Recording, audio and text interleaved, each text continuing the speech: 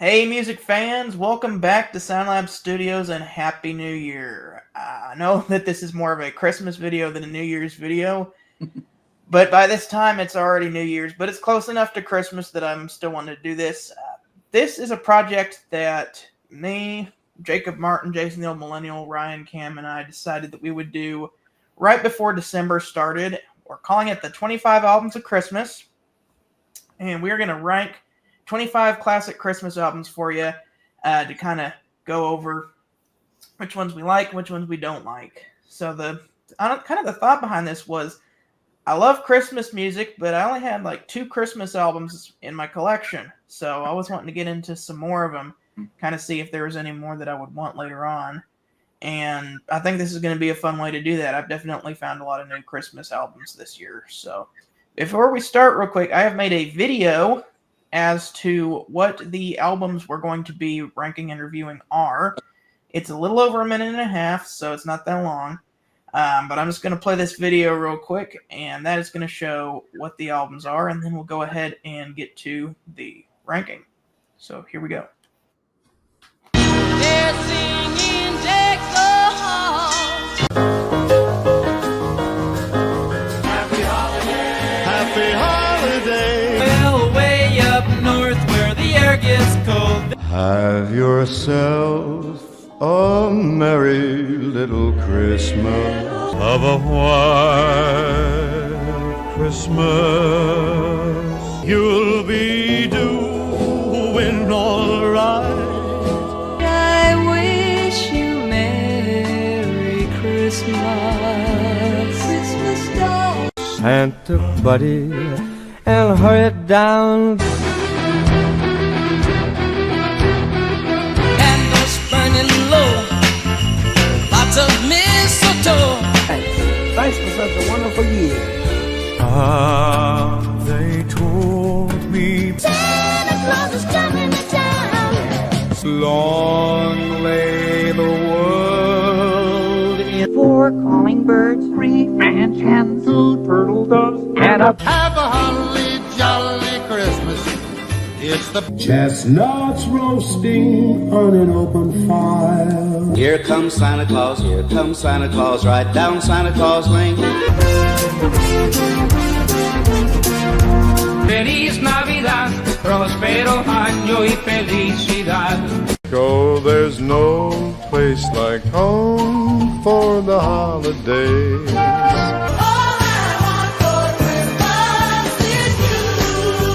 Dark as December, almost cool. Oh, cause that's Christmas to me. All right, so those are the albums that we're going to be ranking and reviewing here. We're going to go from 25 up to 1. We haven't really decided on an order yet. Who would like to go first?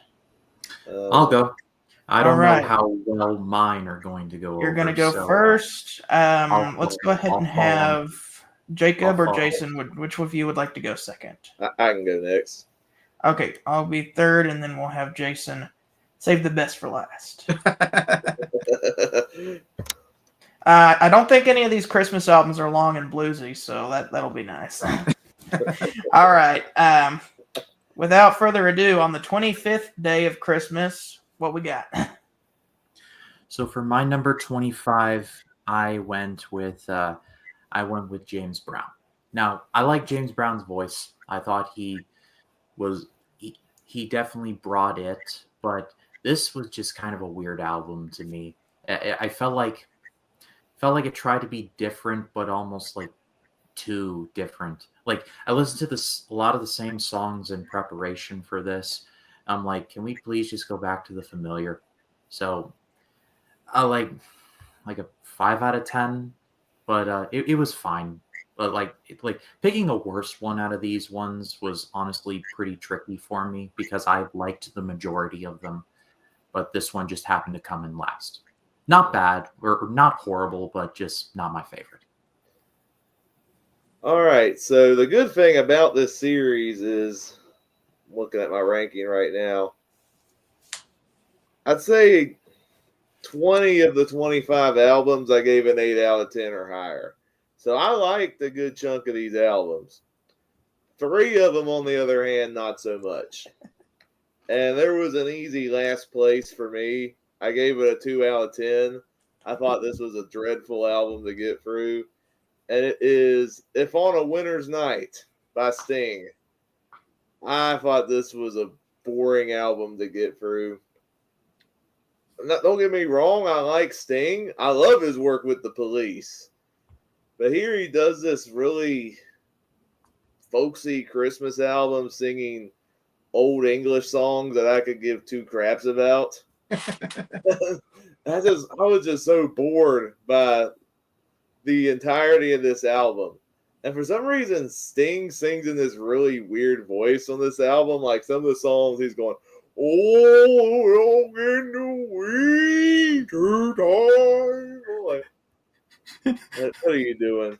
And then to make it worse, there's one song he re-recorded for this album, Gabriel's Message. Now, if you've listened to the original recording of Gabriel's Message, it's on a charity Christmas album, compilation album. That one almost made this list. Love that song. Love that song.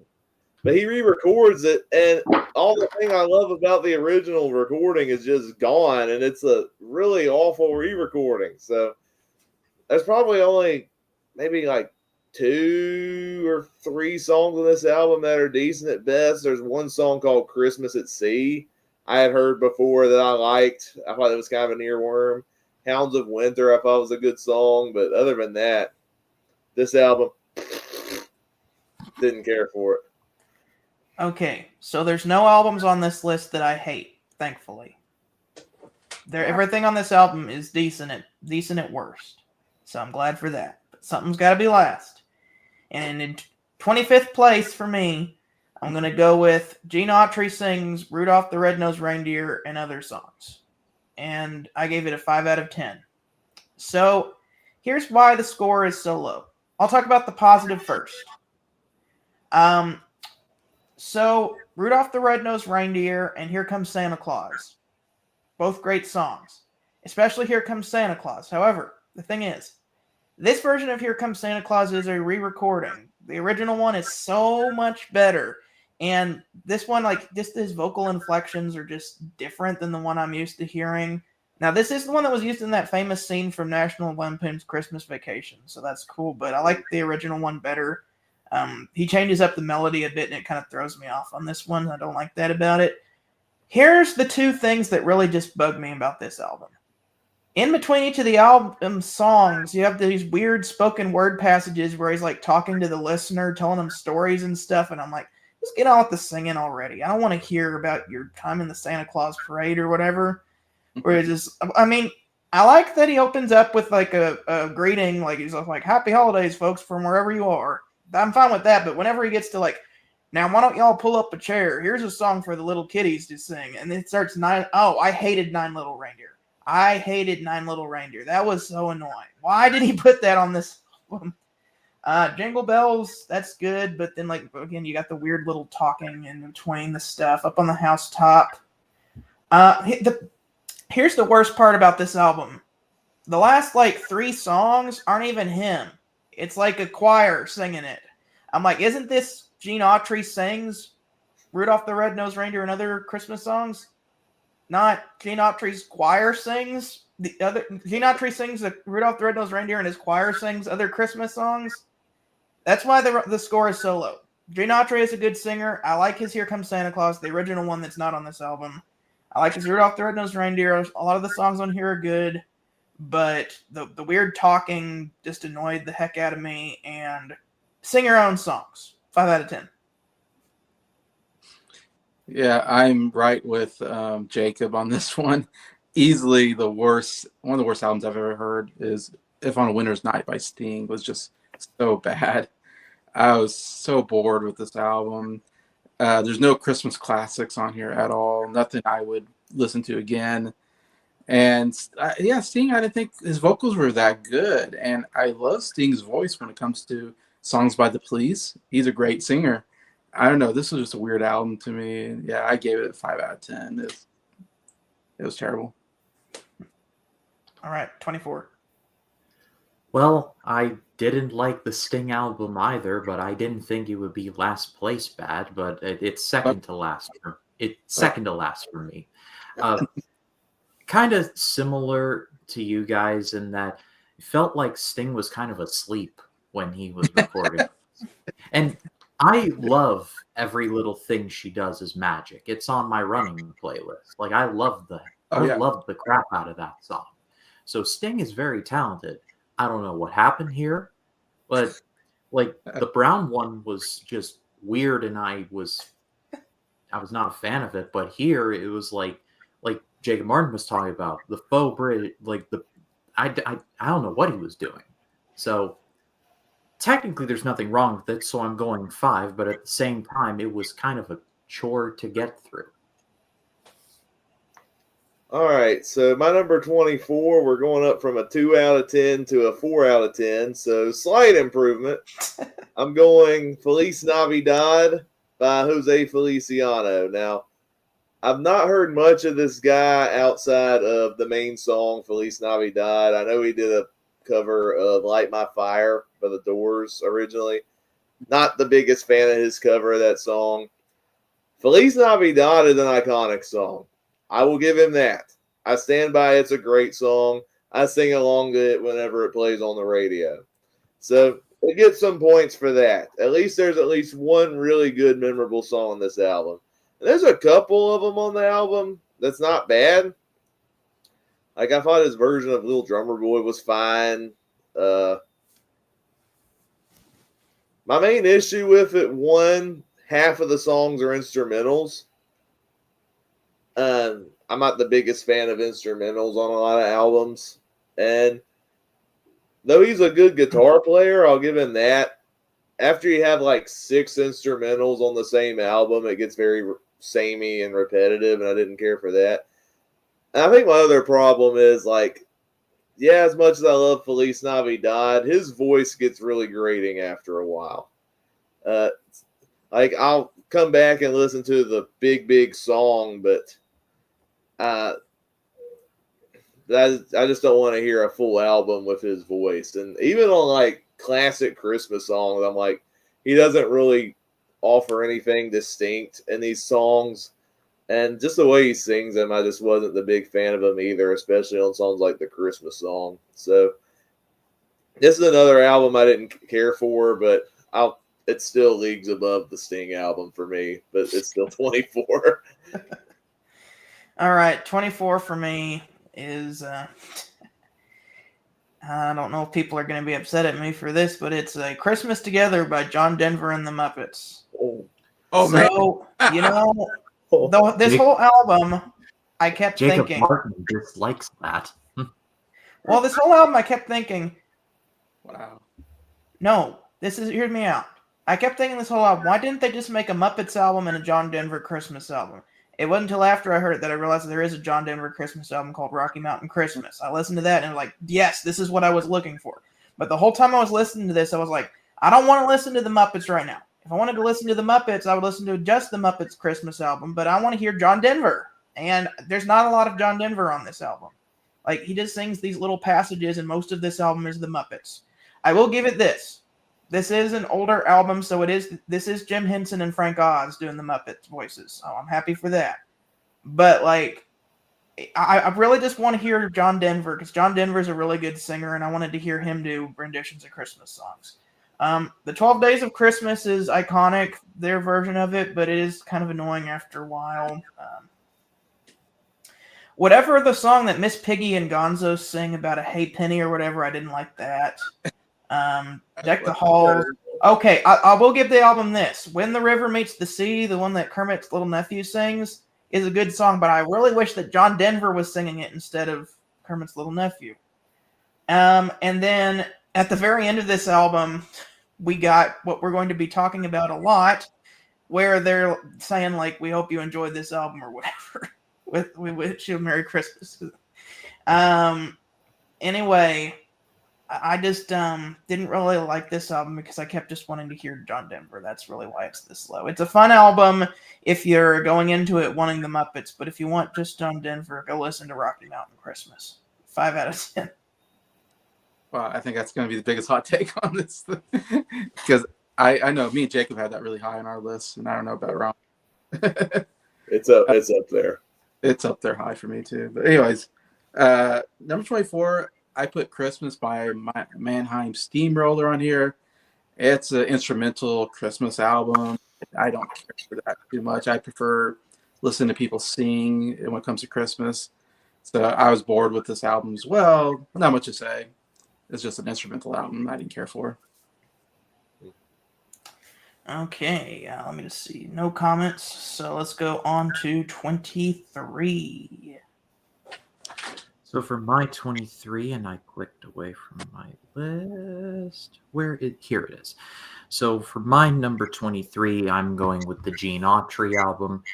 Not bad by any means, but when I think of basic, standard, average Christmas music, I think of this. I felt like this is my general criticism, and by general criticism, I mean like it's listenable. But I feel like I've heard this rendition of Here Comes Santa Claus about 200 million times.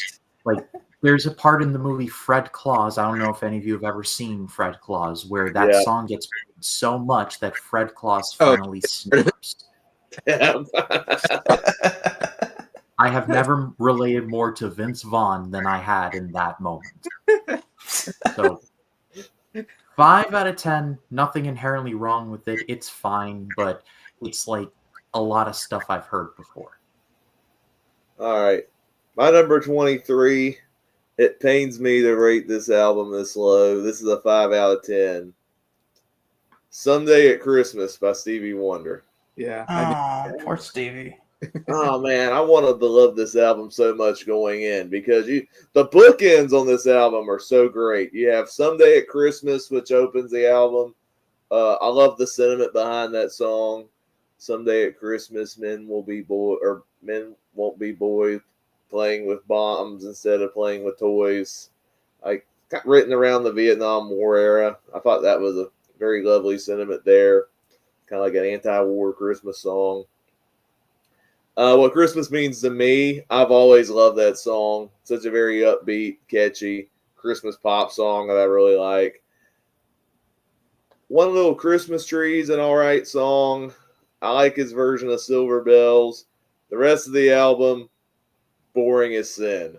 I don't like, which is sad because I love Stevie's vocals, and I think if he had, I think this came out during that Motown period where he didn't have as much creative freedom. Like if he had done a Christmas album in the 1970s or maybe even the 80s, I think he would have had like a 10 out of 10 Christmas album. But most of these songs I just found very boring. Like, I'll talk about this with every other. Like, I've heard so many versions of Ave Maria on a lot of these Christmas albums. That song annoyed me to no end this year because I've never been that crazy about the song. I'm not a big foreign language guy, so especially listen to foreign language songs. They're just hearing people sing that Ave Maria nonsense, and I'm like, ugh. No, quit singing this song. I'm tired of it. But then there you got like Bedtime for Toys, which I thought was dumb, and then you had Twinkle Twinkle Lucky Me earns my vote for like the cringiest Christmas song of all time. It's like, what are we doing here? What are you doing? I'm the star upon your Christmas tree. I'm like, no, this is stupid. Yeah, it's better than the bottom two, but because there was so much filler and fluff and cringe, even with the two amazing bookends, the rest of the album couldn't save it. So that's why it's a 23. All right, number 23, I'm going with Jose Feliciano. I like I'm making, what score did I give this? 6 out of 10, so I liked it better than you guys. It's still not my favorite, but I actually kind of like this album. I liked the instrumentals. Jose Feliciano is a really good guitar player, so getting to hear classical guitar renditions of some of these songs I thought was quite nice. Of course, the title track is classic. I will say, though, the Cherry Tree Carol is awful. I hated that song. Oh, I will say both Jose and Sting both sang that song, and I hated that song too. So Yeah, I hated that song. I was like, what is this? Like, I didn't like the melody. I didn't like the way he was singing it. And I'm like, this is a made up story. This never happened. Jesus didn't, from his mother's womb, bring cherries from a tree or whatever. And I'm like, Joseph's like, you had a baby, so you get your own cherries. I'm like, what? Oh my gosh. I'm like, That's about as real of a story as the Little Drummer Boys. yeah, no, this is even less real. My whole time I was listening to this, I'm like, yeah, this is made up, not true, and I just hate this song. I thought it was annoying, but the rest of the song is good. I liked his version of the Little Drummer Boy. It was really good. Yeah, so 6 out of 10. Jose Feliciano. All right, for me, 23 is James Brown's "Funky Christmas." Yeah, I'm not a James Brown fan. I'm not a fan of funky music. So as soon as I saw funky music in there, I was like, "Funky Christmas." I was like, I know this is going to be at the bottom of my list, and yeah, I didn't care for it at all. Didn't care for the music, and I don't care for James Brown that much. He has a great voice, I think, but there wasn't one song here that I was like, yeah, this is a song I'm going to put on my Christmas playlist. It's just nothing. I don't think there's any songs here that I've ever heard on the radio that I can remember. So to me, it was just a dud album. All right, 22. All right, so for my 22, staying along the same relative road, Jose Feliciano. Feliz Navidad is another one that I've heard so much in my life that I never care to hear it again. I'm sure Mr. Feliciano was a nice guy, but like my dad and I both roll our collective eyes whenever it pops up on the radio. We're just like, oh God, not again. So if I can go halves, I'll go like 5.5. The rest of the album's fine, but it's just another case of I've heard this so much in my life that I just never care to hear it again. All right, my number 22. This is a 6 out of 10 for me. Gene Autry sings Rudolph the Red-Nosed Reindeer. I will say I wish I would have given this a higher score because half of this album's really good. Like Gene Autry singing the classic Christmas songs. Yeah, they're iconic for a reason. I love his version of Rudolph the Red-Nosed Reindeer, Up on the Housetop. Here Comes Santa Claus. I love his version of that song. Yes, even this re-recorded version, which I've heard more times than the original recording. I've heard both, but I've always associated it with National Lampoon's Christmas Vacation. So every time I hear that song, I think of that funny scene in that movie with the SWAT team. There's other good ones too. I like his version of Jingle Bells. I do agree with Scott. I hate Nine Little Reindeer. That's coming from someone who likes 10 Little Indians by the Beach Boys, which shares the same melody. It's the same melody. I know. And because there's only 9 little reindeer, you have to say one of them twice. It's like, Really? no! It's not a good song. I couldn't believe it. I like that even worse than 10 Little Indians by the Beach Boys. Yeah, my main issue with the album is similar to Scott's. The last 3 songs is not even Gene Autry, so it feels like false advertising. And I feel like if I was a big diehard Gene Autry fan and bought this album in whatever year this album came out, 1950, whatever, and I heard the last 3 songs, I heard this Josh Groban sounding dude at the end going, "What child is this who led to rest?" I'm like, you're not fooling me. That's not Gene Autry. I'd be like, I want my money back. I got ripped off here. I ain't Gene Autry singing. You're not fooling me. But like there's some great stuff on this album, but it's pretty much the last 3 songs that hurt the album, and that's why I gave it a 6. Okay, my number 22 at 6.5 is Have a Holly Jolly Christmas by Burl Ives. I wanted to love this album so much because the 2 songs that I knew going into it, Have a Holly Jolly Christmas and Rudolph the Red-Nosed Reindeer from the movie Rudolph the Red-Nosed Reindeer, the classic stop-motion movie produced by Rankin and Bass. I love those. I love those two songs. But the rest of the album, I didn't really find a whole lot that I really loved. I thought that it was kind of boring, and honestly, I expected more of this album. Christmas, every Christmas is a birthday. I like the message behind the song, but I thought the song itself, the melody was very grating and annoying, and it was just the same thing over and over again. Something, something, something. Every Christmas is a birthday. I was like, this song is getting on my nerves. He has a good version of Santa Claus is Coming to Town. I'll give him that. But then you have Christmas Child, which is about like somebody abandoning their kid. And I'm like, oh my gosh, this got dark. And then he goes out and it reminds him of baby Jesus, and I'm like, what's going on in this song? Like, you stepped outside, this mom left her kid on your porch, and you're like, oh, seeing a kid in a box reminds me of Jesus in the manger. I'm like, this is too dark for a 1950. Let's just go back to Have a Holly Jolly Christmas. Let's listen to that over and over again. His version of The Little Drummer Boy is good. Snow for Johnny, that was another single from this album. That one's all right. Of course, Rudolph the Red-Nosed Reindeer, classic from the movie. Winter Wonderland. Yeah, the last three are good. Winter Wonderland, Silver Bells, and I Heard the Bells on Christmas Day. Although there are better versions of I Heard the Bells on Christmas Day. This one is just okay. But the last few songs are good. But just some of these songs I just thought were annoying or uninspiring. So 6.5 at number 22 is Have a Holly Jolly Christmas by Burl Ives.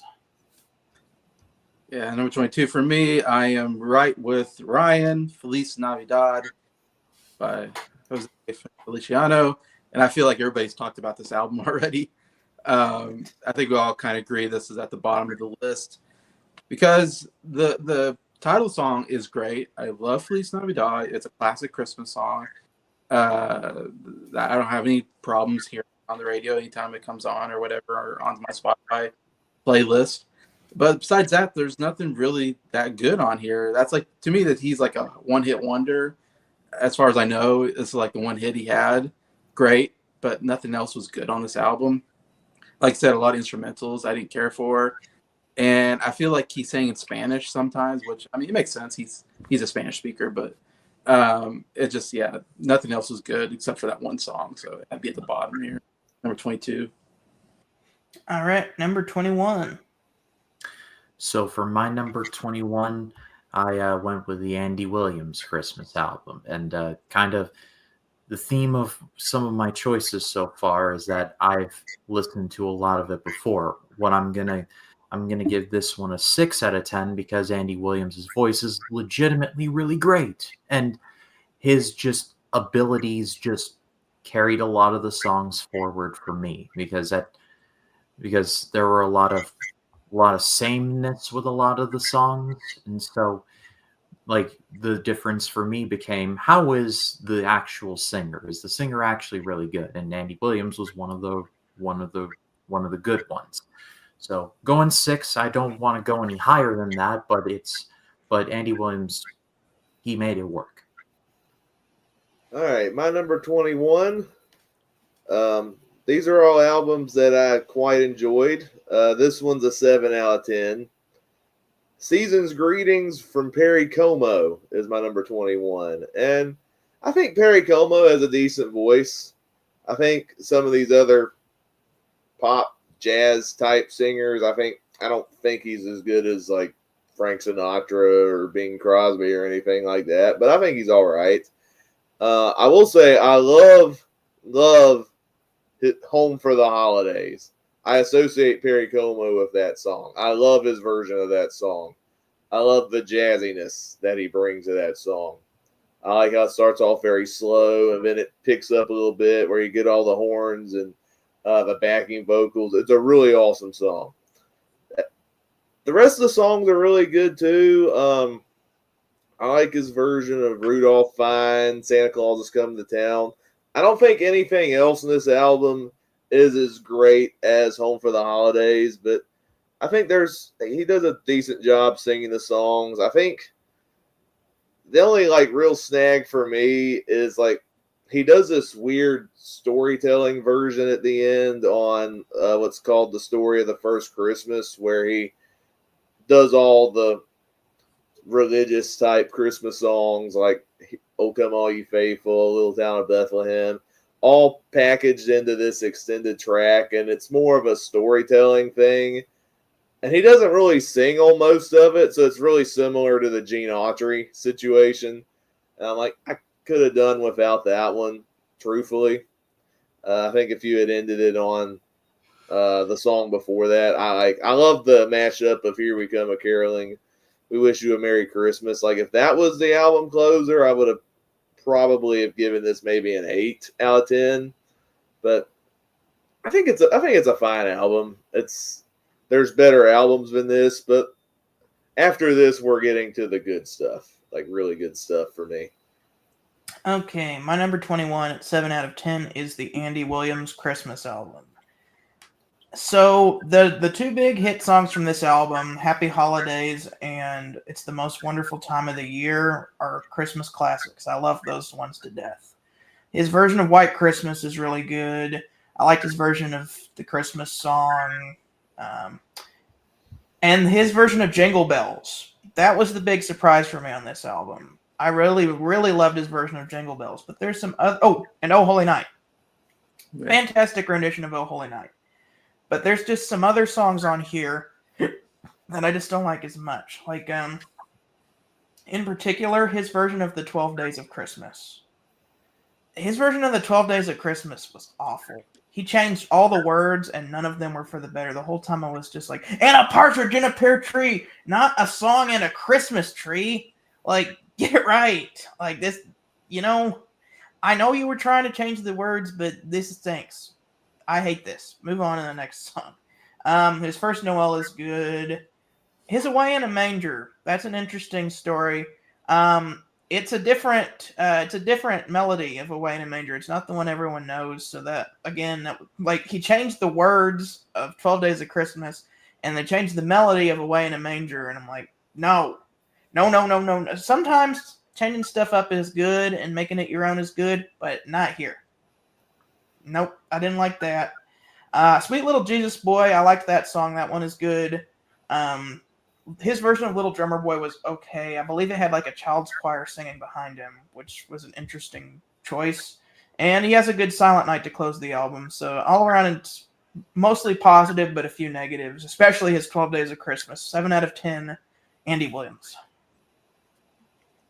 All right, 21. I am right with Jacob on this one. Season Greetings by Perry Como. So I give it a 5 out of 10. All these albums so far have been 5 out of 10s. They've been bomb to bear for me. And I agree, like, "Home for the Holidays," great song. Love that song. Christmas classic I hear on the radio all the time when I grew up. That's definitely a song going on my Christmas playlist. Nothing else is going on my Christmas playlist besides that one. In fact, to me, like, and this is going to be my problem with a lot of the crooners. There's a lot of crooners on the list that sing Christmas albums, of course. I know Christmas is like a good genre for crooners, I think. That's why they all do Christmas albums. Sometimes it works for me, sometimes it doesn't. I don't know. Perry Como, maybe he's the guy that I know the least out of all these singers. So I was not as interested in him and didn't know as much about him. And vocally, he was just one of the more boring singers out of the crooners. And my problem with crooners, sometimes they can get kind of boring with their vocals. And I don't know. Like I said, I liked one song. Everything else I found boring. So that's why I put it this low on my list at 21. All right, number 20. So for my number 20, I'm going with the Carpenters' Christmas Portrait. And I'm good. I lost my train of thought for the first time tonight. I'm going to give this one a 6 out of 10. And I love the Carpenters' dynamic, like the dynamic between singers really was the thing that I liked the most out of it. Like, especially "No Place Like Home for the Holidays." And I'm sure I messed up the title of that. I'm pretty sure of it. But that song legitimately makes me smile every time. So that gives it an extra boost. So so that one, we're definitely getting into the good stuff now. All right. Going into my top 20 at number 20, the first 8 out of 10 on my ranking. So we're starting to get to some good albums. I'm going with the Andy Williams Christmas album. I think Andy Williams does have a great voice, and I think it shines through on this album. There's two really great iconic songs on this album. Of course, you got It's the Most Wonderful Time of the Year, and you got Happy Holiday / The Holiday Season, I think is just as awesome. But there's some other ones that are really good. I love his rendition of Jingle Bells. I love how jazzy it is. He does a great job on The First Noel. Sweet Little Jesus Boy, very underrated song on the album. He does a good job on songs like the Christmas song, Oh Holy Night, and Silent Night. The only reason it's not higher, I agree with Scott. I wasn't too crazy on his weird 12 Days of Christmas thing, a song on a Christmas tree. That was weird. But I still thought it was good for what it is. I think there's better Christmas albums than this, but I still enjoyed it for what it is. And Andy Williams cracked my top 20. All right, my number 20 at 7 out of 10 is Mannheim Steamroller Christmas. So I really don't know anything about Mannheim Steamroller, but I've heard that their Christmas album is really good. I found out that it's really Mannheim Steamroller, his real name is Chip Davis, is kind of one guy who kind of orchestrates this cool instrumental Christmas music. I'll say this was the biggest disappointment on this list because the only song I knew on here was Deck the Halls. I was expecting this to be like an 80s like synthesizer-y Christmas album, and so going into it, I was expecting it to be like full of cheesy 80s goodness and synthesizers. That's the only song that really had a lot of synthesizers on it. There's some that had a little bit more like Good King Wenceslas, which great rendition of Good King Wenceslas. That's the only song that has any singing on it too. They sing like just a few lines of it. The rest of this album is instrumental. But I wanted more synthesizers. The rest of it's so weird. The first song is very synthesizer heavy. Good King Wenceslas has synthesizer. The rest of this is like some kind of Baroque kind of sounding Christmas music. And I don't get me wrong, I actually really enjoyed this album. But I was expecting it to be synthesizers and not Baroque. Like, if I was expecting it to be Baroque, I probably would have given it a lot higher than a 7 out of 10. But when your lead-off song is Deck the Halls, the epic 80s synthesizer version, I want to hear some more synthesizer, you know? I'm the opposite of the genius right now. I want to hear the synthesizers. But for what it is, this was still a fantastic album. We Three Kings was really good. Of course, I mentioned the earlier Good King Wenceslas. I liked that. The version of I Saw Three Ships is really good. And I love the rock version of God Rest Ye Merry Gentlemen. That was really cool. And then the Silent Night at the end is really good. Great instrumental Christmas album. But for goodness sakes, make some more synthesizer songs, please. I wanted to hear a synthesizer Christmas album. 7 out of 10, Mannheim Steamroller. Number 20 for me is Christmas Eve and Other Christmas Stories by Trans-Siberian Orchestra. And now I'm giving this a 6 out of 10, so this is a step higher than the bottom 5. For me, the bottom 5, I know, Ryan, I'm looking at you this whole time. I'm not gonna say anything rude tonight. Well, you guys all, I have Andy Williams really high on my list. You guys had it. So I was like, I'm mostly positive on Andy Williams. I gave it an 8 out of 10. It's just that stupid 12 Days of Christmas just brings the score down.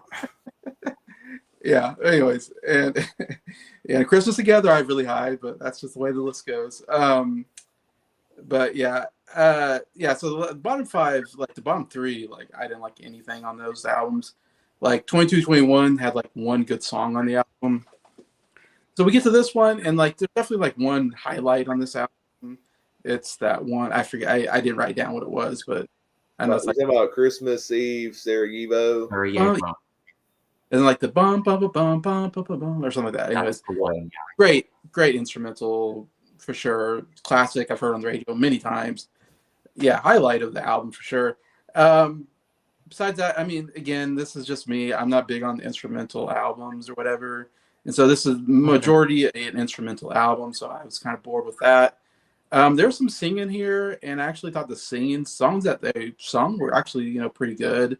I think there's one about Angel or something like that was pretty good, maybe at the beginning. And I think the whole album seems like it is telling a story. I think they are trying to tell some kind of story through it, which is interesting. But I don't know. For me, I was just kind of bored with the music. I'd rather just, I'm kind of more like get me to the, the classic Christmas songs, I guess. I'm a classic Christmas song guy. Anyways, but yeah, so that's why it's low. I know you guys probably love it more than I do. It's just, it's just a me thing. I have it that low, but yeah. All right, number 19. My number 19, with a 7 out of 10, I went with the Beach Boys Christmas album, and I was on the review for it, so I won't chew my food twice on that one, but this is an album of two halves. The first half is legitimately fantastic. Like when they are like doing originals, like original stuff, they're awesome. But then they start doing like We Three Kings, and it's like walking through quicksand, and you're slowly descending down. So I'm sure it's higher on your guys' list. So I have no problem with that. For me personally, like I said, it's a tale of two halves. A really good first half, borderline awesome first half. If it kept that same energy, it would be in my top 5 easy. But then when they start doing the standards and just like it has nice harmonies, neat. Like what else you got? Like, and that's where I stand on it. All right, my number 19. I will stress again, 8 out of 10. We're here getting to some good albums. Jason, you might cry on this one, but my number 19 is Noel by Josh Groban. Oh. That low? Wow. Josh Groban has a great voice. I love hearing him sing. There are some great stuff on this album I really like. I love his version of Silent Night.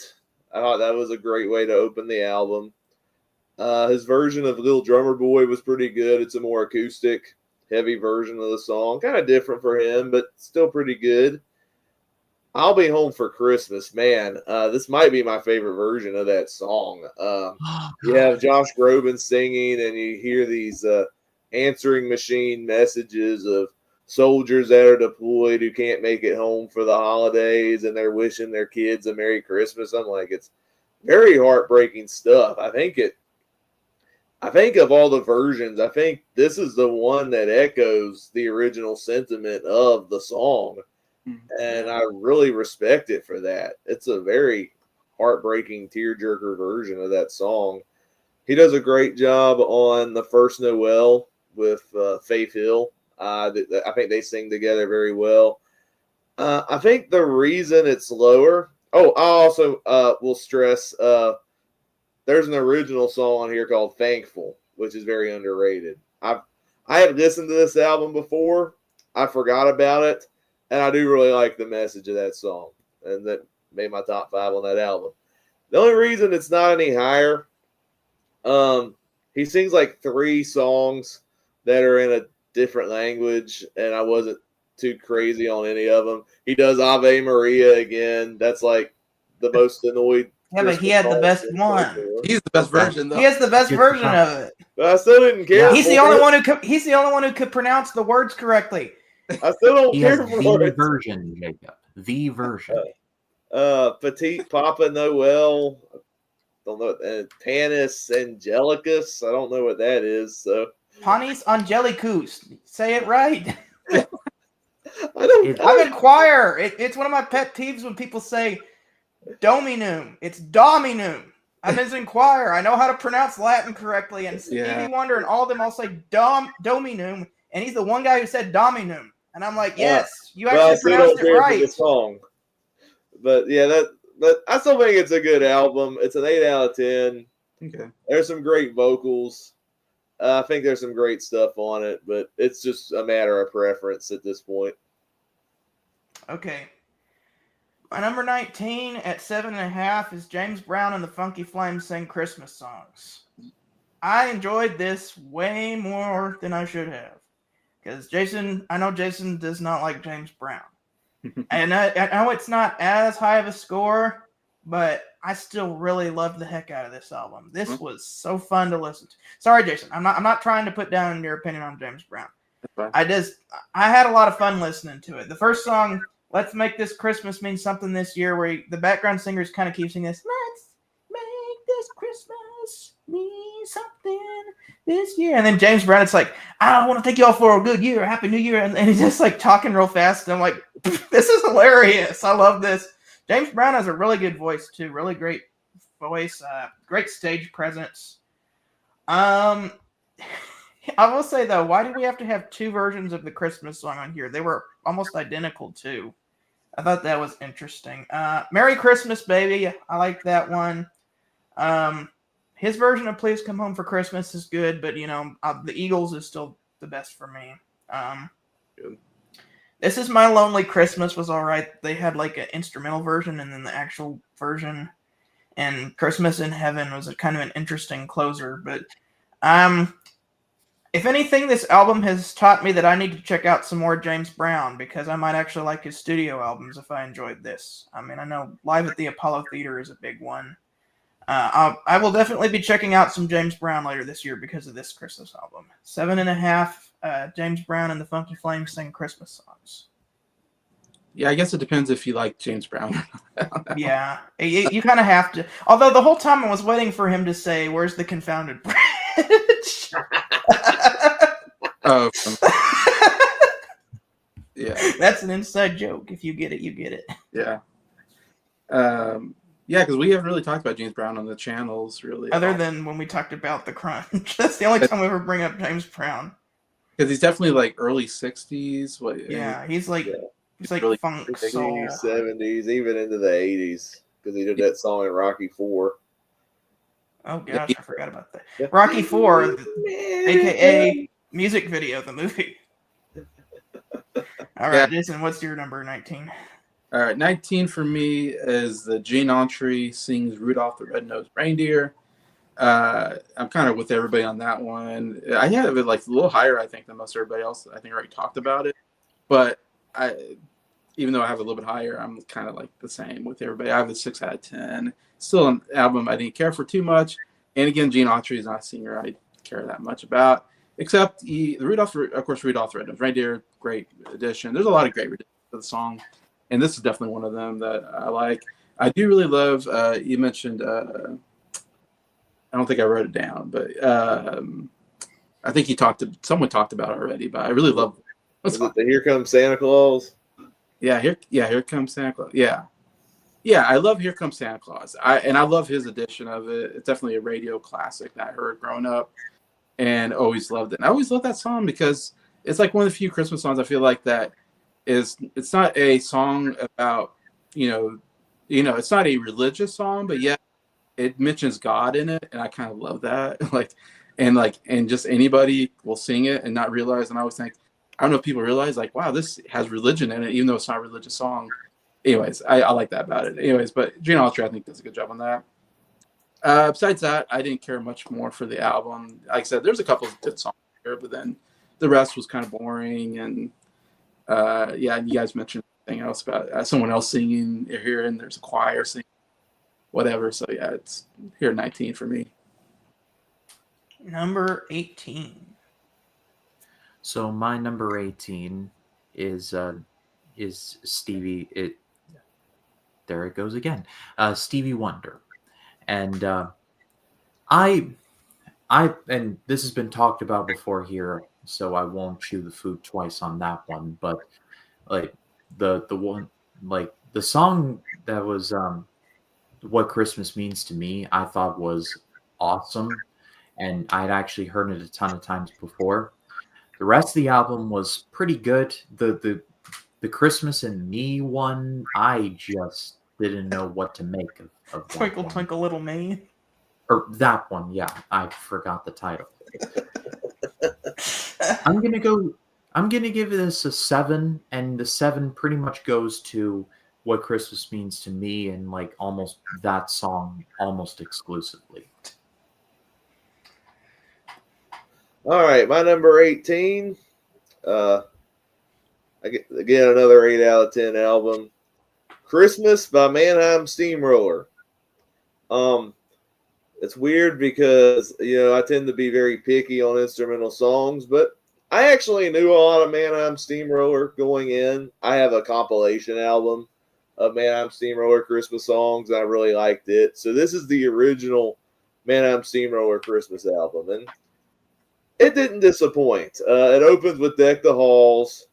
I love that version of Deck the Halls, very synth heavy. I love the production on it. I had never heard the Mannheim version of Good King Wenceslas before. That's a song I'm usually not a big fan of. I just think it's a kind of a dull song, but man, Mannheim Steamroller made it awesome with that synth heavy riff. That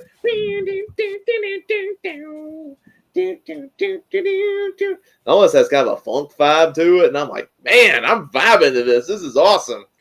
I think some of the more up-tempo songs are the ones I really, really like. I love the rock version of God Rest You Merry Gentlemen.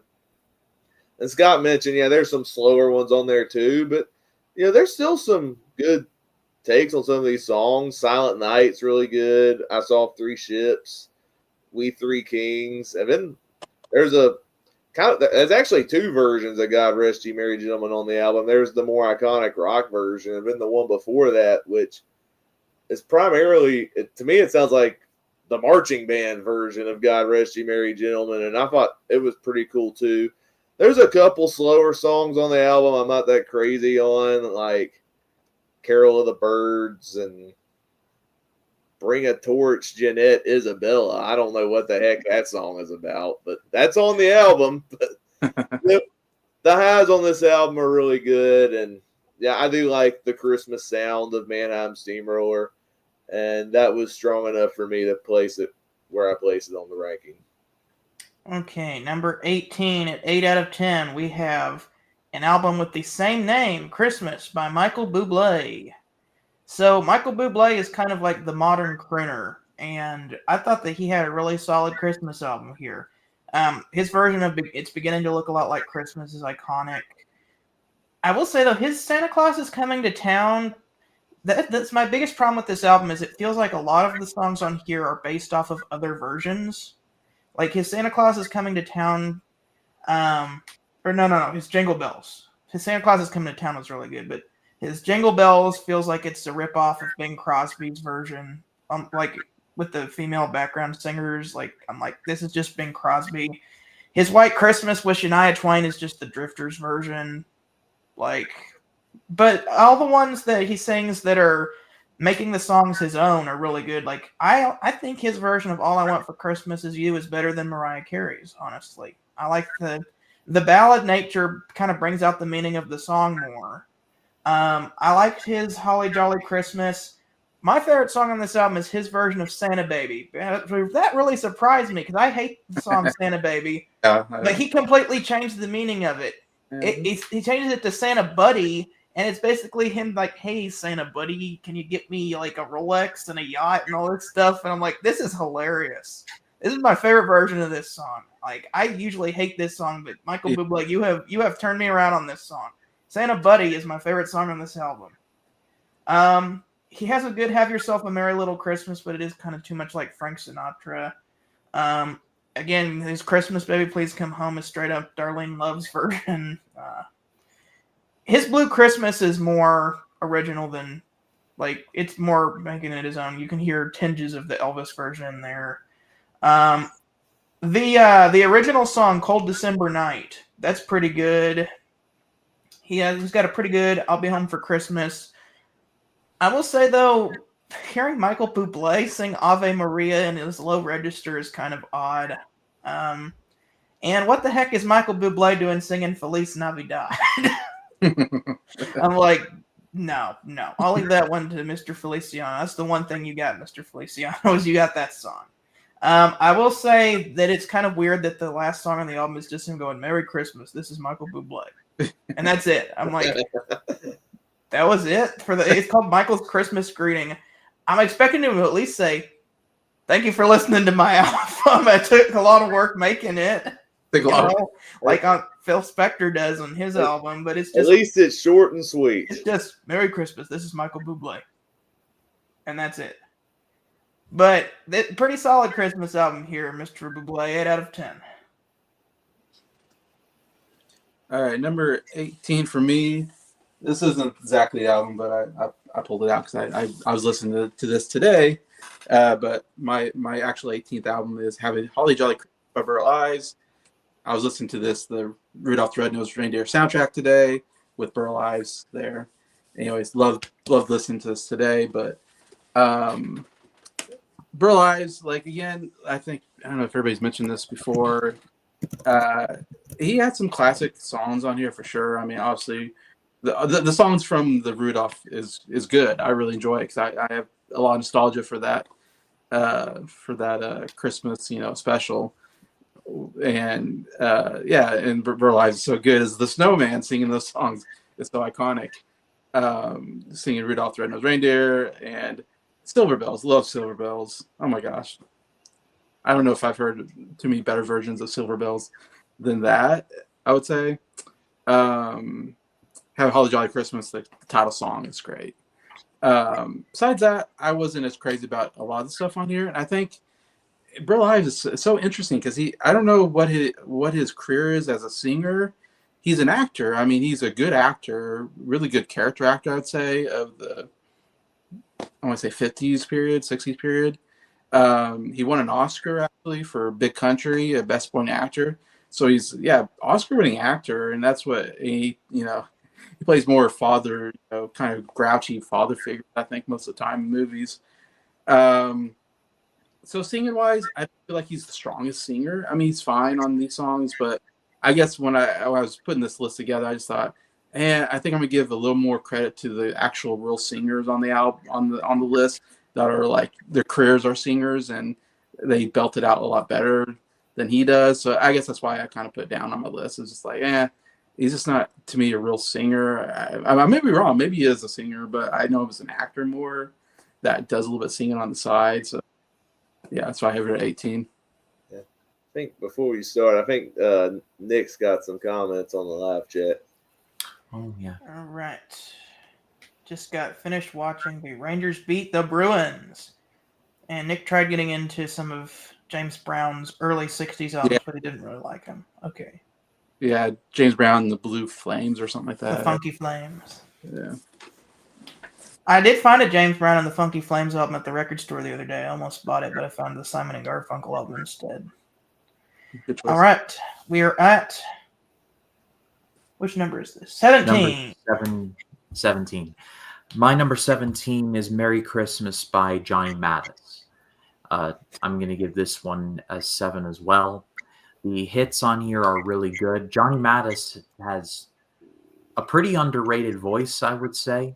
And like I said, I'm basing a lot of my list on the singing and the voices. That's why certain ones will be higher, but we'll get to those.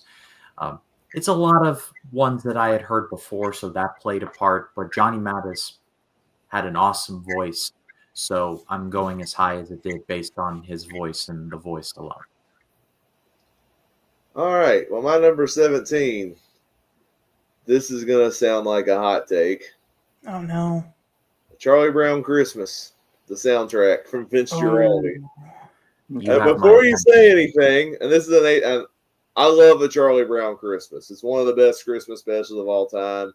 And I love the score by Vince Guaraldi. If I was rating this based on the score, I'd give it a 10 out of 10 as well. But the official soundtrack is only an 8 out of 10 for me.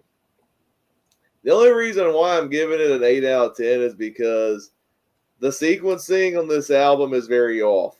I wish it was placed in the order of how it was done in the actual Christmas special. Instead, you begin with Old Tannenbaum, Christmas Time is Here is like in the middle of the album, and then the last song on the album is a song that's not even on the actual special. It was a version of the Christmas song, which was kind of a choice. But I will say this, I love the talent Vince Guaraldi has. He's an excellent piano player. And that's what carries this album is the jazz sound on the album is very good. Of course, all the songs on this album are iconic for a reason. Like Linus and Lucy, that's like the theme of the Peanuts in general. Like, that's a great song. Skating is a great instrumental. I love Christmas Time Is Here. It's cool that there's a vocal version and an instrumental version, and I like both of them. Of course, I prefer the one with vocals, but even the extended 6-minute instrumental, I mean, it's still really good. I love hearing this guy play. I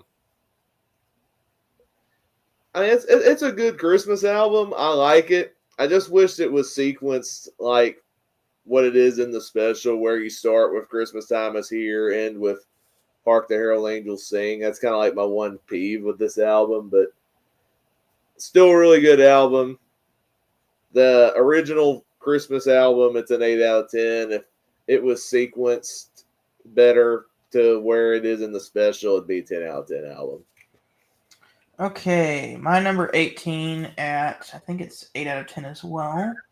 Yes, 8 out of 10 is Season's Greetings by Perry Como. So, this album is, for the most part, a no-nonsense classic Christmas album. And really, for some of these ones who are changing up all this stuff, I was like, it's pretty good that this is just a straightforward Christmas album. There's not really any surprises on here. No Place Like Home for the Holidays, fantastic song. I will say, though, that there's two different versions of the song. There's the original version of the song, and then there's the re-recorded version. I actually like the re-recorded version better, and that's the version on this album, because it's got that part where it gets all frantic, and it sounds like there's cars, and it's like, take a bus, take a plane, hop a truck or aeroplane. Da, da, da, da, da, da, da. That part's not on the original one, and so I was surprised that it wasn't, because that's one of my favorite parts of this song. And every time he gets to the part about the man who lives in Tennessee and the piano, I'm like, yeah, jazzy. Love that song. He's got a good Winter Wonderland as well. I will say, though, his version of Rudolph the Red-Nosed Reindeer is mostly good, other than I hate every time that they go, what kind of a name is Rudolph for a reindeer? I hated that part. I liked all of the rest of the song, but the fact that it starts and ends with, what kind of a name is Rudolph for a reindeer? I hated that. I'm like, if you'd have taken that out, this would have been one of my favorite versions of Rudolph, but you had to add that stupid little tag on there. No thanks. He has a good version of the Christmas song, Santa Claus is Coming to Town, White Christmas. Yeah, these are all just no nonsense, no frills attached, just good classic Christmas music. God Rest You Merry Gentlemen, Oh Holy Night. But then you get the last song, called The Story of the First Christmas. And it's like this weird story thing where it's like, this is Perry Como, and we're going to travel back to Bethlehem. And it's like, look over there, there's shepherds. And I'm like, this is Gene Autry all over again. No. And then again, like Gene Autry, he doesn't sing a lot. And they throw in classic Christmas songs in between the storytelling. But I'm like, if you would have just done full versions of each of these Christmas songs and sung them yourself, I would have made this album score a lot higher. But I don't want to hear you narrate this. Like, if you would have wanted to like read from the book of Luke and put some orchestra music behind it, I'd have been all for that. But this weird, imagine you're back in Bethlehem and there's shepherds around. I'm like, no. I'd rather you just read it straight out of the Bible. Like, do that and then record the songs separately, and it would have been a much better album. But because of that, it's an 8 out of 10. But the rest of the album is fantastic. Okay, which number are we on now? All right. Number 18. We're still on 17. Yeah, 17. I do. All right, 17 for me. I thought this might be a hot take, but Scott already mentioned this album, so I'm not the only one that had it this low. And that is Christmas by Michael Bublé. Though I think I give it a worse score. I just give it a 6 out of 10. It's still not an album I cared for. And I guess my hot take is like I'm not a big Michael Bublé fan, and again, not a fan of this album. This album is pretty popular amongst Christmas albums. It's probably one of the most popular Christmas albums out there, and people love it. It's probably the album it's probably his best-selling album, I'm sure, Michael Bublé. Because I don't really know much about his other music. Again, he's taken this really old style crooner music and somehow made a career out of it, which is interesting. I mean, he does have a good voice and all that. And I love, he has one song I really love, like Let Me Go Home or something like that. Let Me Go Home. Anyways, song about wanting to go home, whatever. Great song. Love it. Anyways, but for the most part, I find his style very boring. It's just a boring style of music for me. And that's why I've never been a big fan of him. And the same for this album. For the most part, I thought it was really boring, the style of it. I think Scott mentioned a song that, it was pretty good on it. I already forgot what that song was, but Was it the song I wrote down is original one, Cold Winter Night, or Cold December Night, or whatever it was? The original song? did he say it's beginning to look like Christmas was one, I think? Yeah, that was one on there. Yeah, I think that was pretty good if I remember right. The song I wrote down, my favorite was Christmas Baby Please Come Home. I thought he had a pretty good version of that where his voice sounded pretty good on it. That's a song too, but besides that, I don't know. I'm just not a fan of his style. All right, 16. So my number 16 is Have a Holly Jolly Christmas by Burl Ives, and really comes down to the voice again. So much so I'm going to give him a 7.5. Like Burl Ives, like throughout this entire listen process for this, I'm like, this guy has got to have the best voice I've ever heard. And then like Bing Crosby shows up, we'll get to that, and then like Burl Ives comes back around, and like and Bublé, just when I think of like this is the best voice, I should probably stop because there'll be another one coming around. But Burl Ives' voice is legitimately just so soothing. And like Jason, like you were talking about with Silver and Gold, like I love that song so much. Like silver and gold decorations on every Christmas tree. Love that song so much. So good. I think the only thing I have against this album is that it's grouped together with just ones that I love even more. So if this were a different list, it'd probably be in my top 10, but there are a lot more others that I just enjoy more, which it sounds like I'm damning it with faint praise, but I mean, like, that's legitimately the only thing, like, I'm trying to put against it. You know what?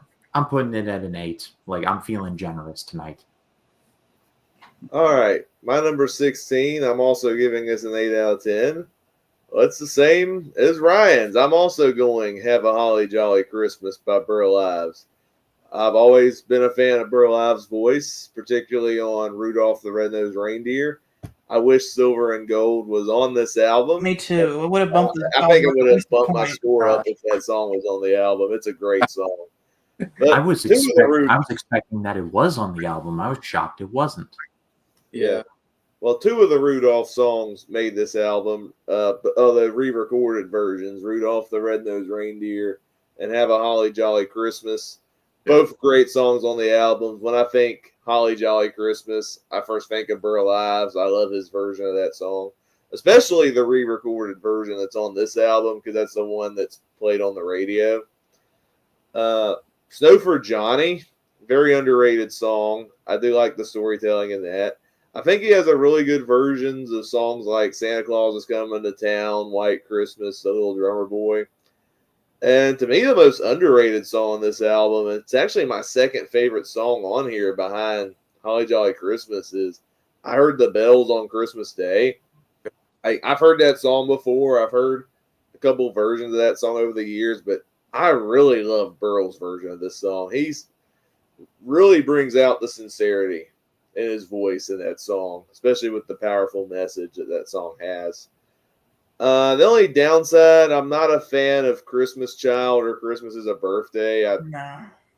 Those are like the big weak spots on the album, but otherwise, another good Christmas album. Again, I'm giving this an 8 out of 10. All right, so we are now to number 16. This is going to be an even bigger hot take than the Muppets. 8 out of 10. That's Christmas to Me by Pentatonix. Okay. So I had this CD growing up whenever it first kind of came out. I like that. There's another Pentatonix Christmas album that I like better than this one, but this is their most iconic one. Good stuff. It's just it gets to a point where it's like the acapella thing kind of gets to be a novelty at some point. And it's like, okay, where's the instruments? You know, it's cool that they're doing all these effects with their voices, and that the bass that you hear is actually Avi Copland's voice. But it's like, I don't know. It's cool, but it almost seems like it gets to be a novelty at some point. The Hark the Herald Angels Sing is really cool. I like the gospel thing they do with that. That's super cool. White Winter Hymnal is a good song. I would say I like the original better that has instruments, but this is a good version of it. Nice version of Sleigh Ride. They have this interesting thing where they mash up Walking in a Winter Wonderland with Don't Worry, Be Happy. I thought that was really cool. That's an example of changing it up and making it your own, and it's a good thing. Looking at you, Andy Williams, with 12 Days of Christmas. That's Christmas to Me. That's the big original song on this album. They named the album after it. That's a great song. My favorite song on this album is Mary Did You Know? Even with the acapella-ness, like, it's one of my favorite versions of this song. I do love their version of Dance of the Sugar Plum Fairy. Okay, I was just saying that sometimes that it gets a little grating that it's just them singing, but it's really cool that they're doing this Tchaikovsky instrumental piece with their voices. I think that's super cool. Where they're like dum dum dum dum dum dum dum dum dum dum dum dum dum dum dum. I think that's really cool. It's the Most Wonderful Time of the Year is pretty good. It's kind of interesting that the last song on this album is a version of a song that was very popular at the time, Let It Go from Frozen. Yeah. I feel that's kind of, well, I mean, that was a huge song at the time. It's no wonder that they did that, but when I saw that was on there, I was like, are you just trying to make a quick, wad of cash, cashing off the popularity of that song, or what? Because it came out the same year as Frozen 2014. But it's a pretty good album. I'd like to put Perry Como over this, but that stupid Story of Christmas thing brought it down. So, Pentatonics, That's Christmas to Me, number 16 at 8 out of 10. Number 16 for me. I think I'm the first one to mention this album, so I feel like everybody loves this album way more than me. It could be Jacob's favorite album for all I know, and that is Elvis's Christmas album here at 16. I give it a 6.5, so I give it a 0.5 ahead of other ones I was talking about. And I don't know, I'm just not a huge fan of Elvis's voice on these Christmas songs for the most part. I've said this before. I'm just not a fan of Blue Christmas. That's like the big song. I think the song that anybody knows off this album is that Blue Christmas song. It's played so much on the radio. Like, that was one of the most played songs on the radio, and I never liked it. It's just boring. That's just me. I'll have a blue Christmas. And I'm just like, oh my God, so boring. Anyways, but that's just me. I do really like Here Comes Santa Claus. Love his version. One of my favorite versions of that song is Elvis. I don't know. Something about his voice. He puts that Elvis in it that makes it different than anybody else. Nobody has that. I don't know, the way he sings that.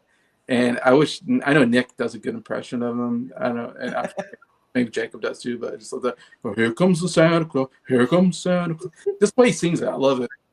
And even belted out the end. He has like a pretty good belt out at the end. I'm like, wow, pretty good voice there. That's really good.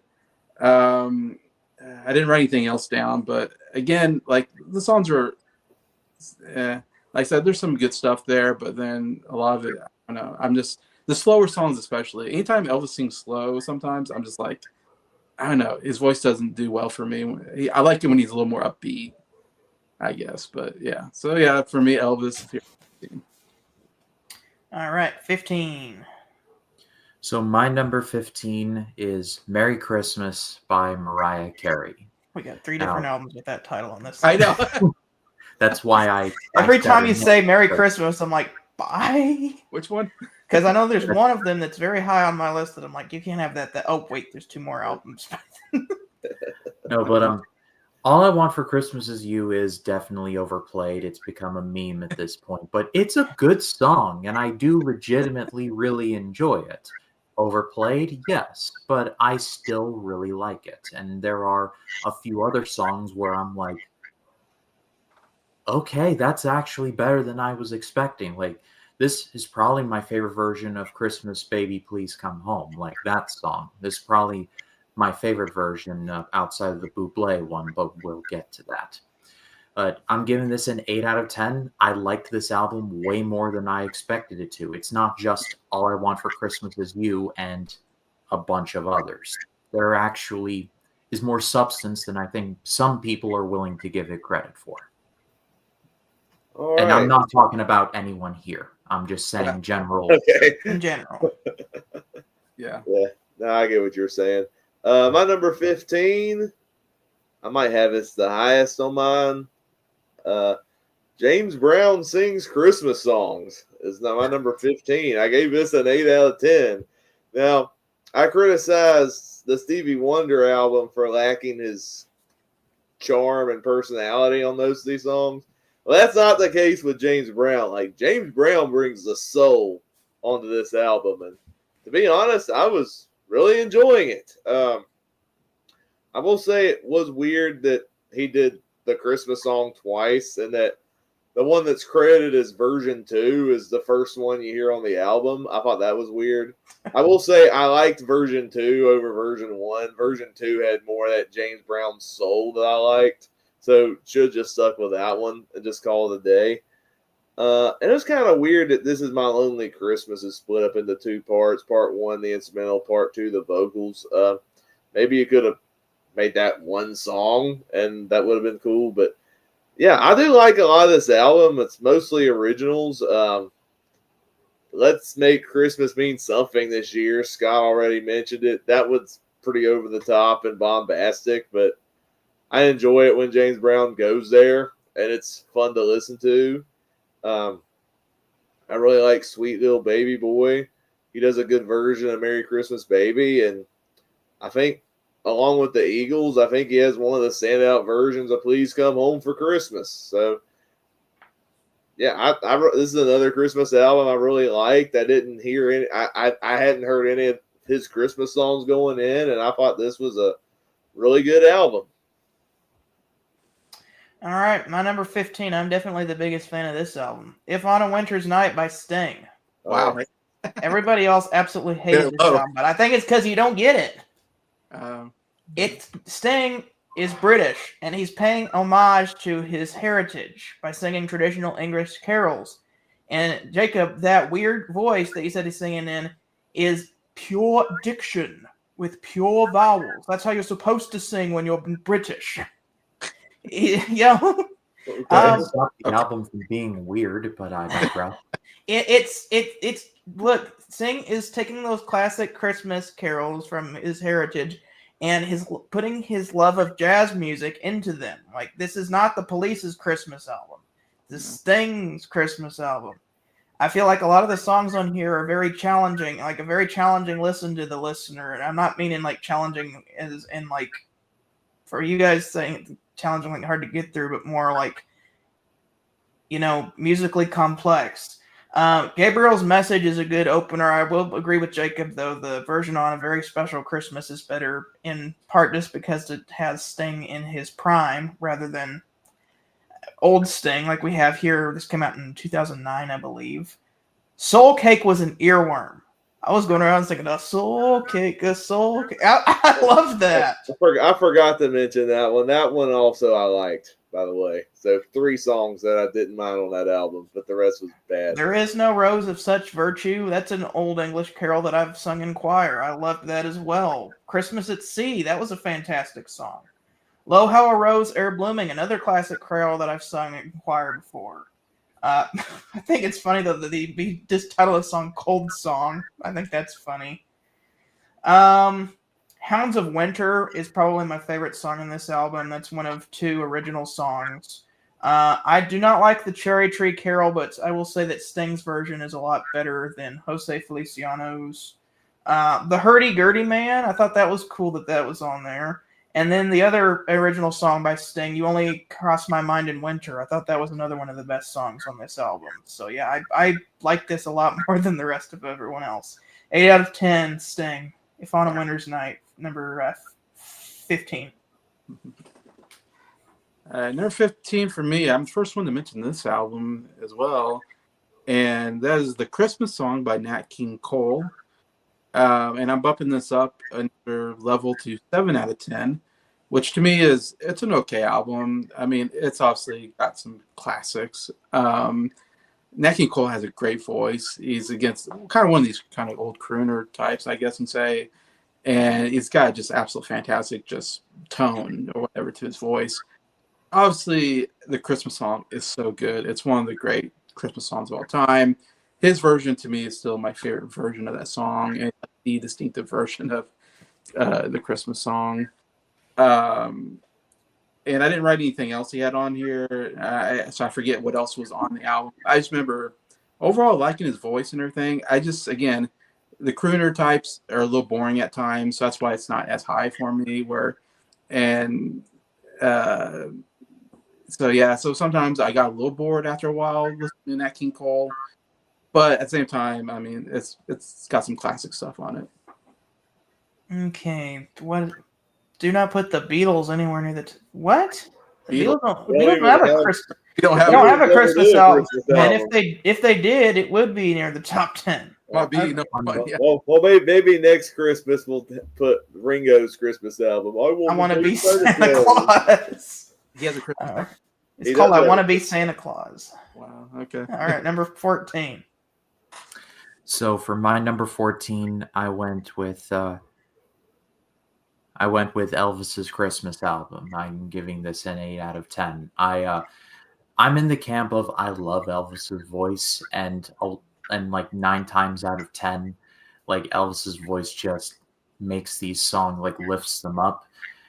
I've listened to Blue Christmas an unhealthy amount of times in my life, and I've even heard the version that the Royal Philharmonic Orchestra did several years ago.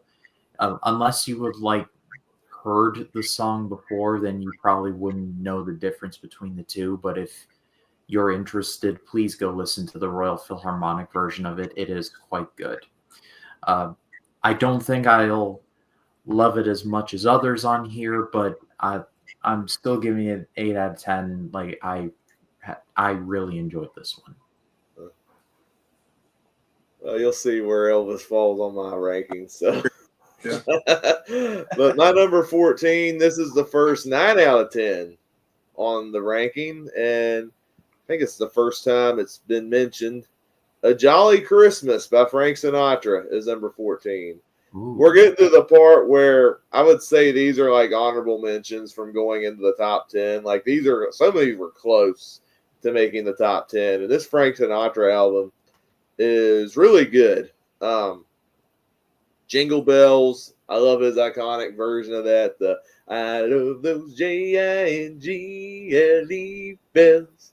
Boom. Those happy Jingle bells. I'm sorry.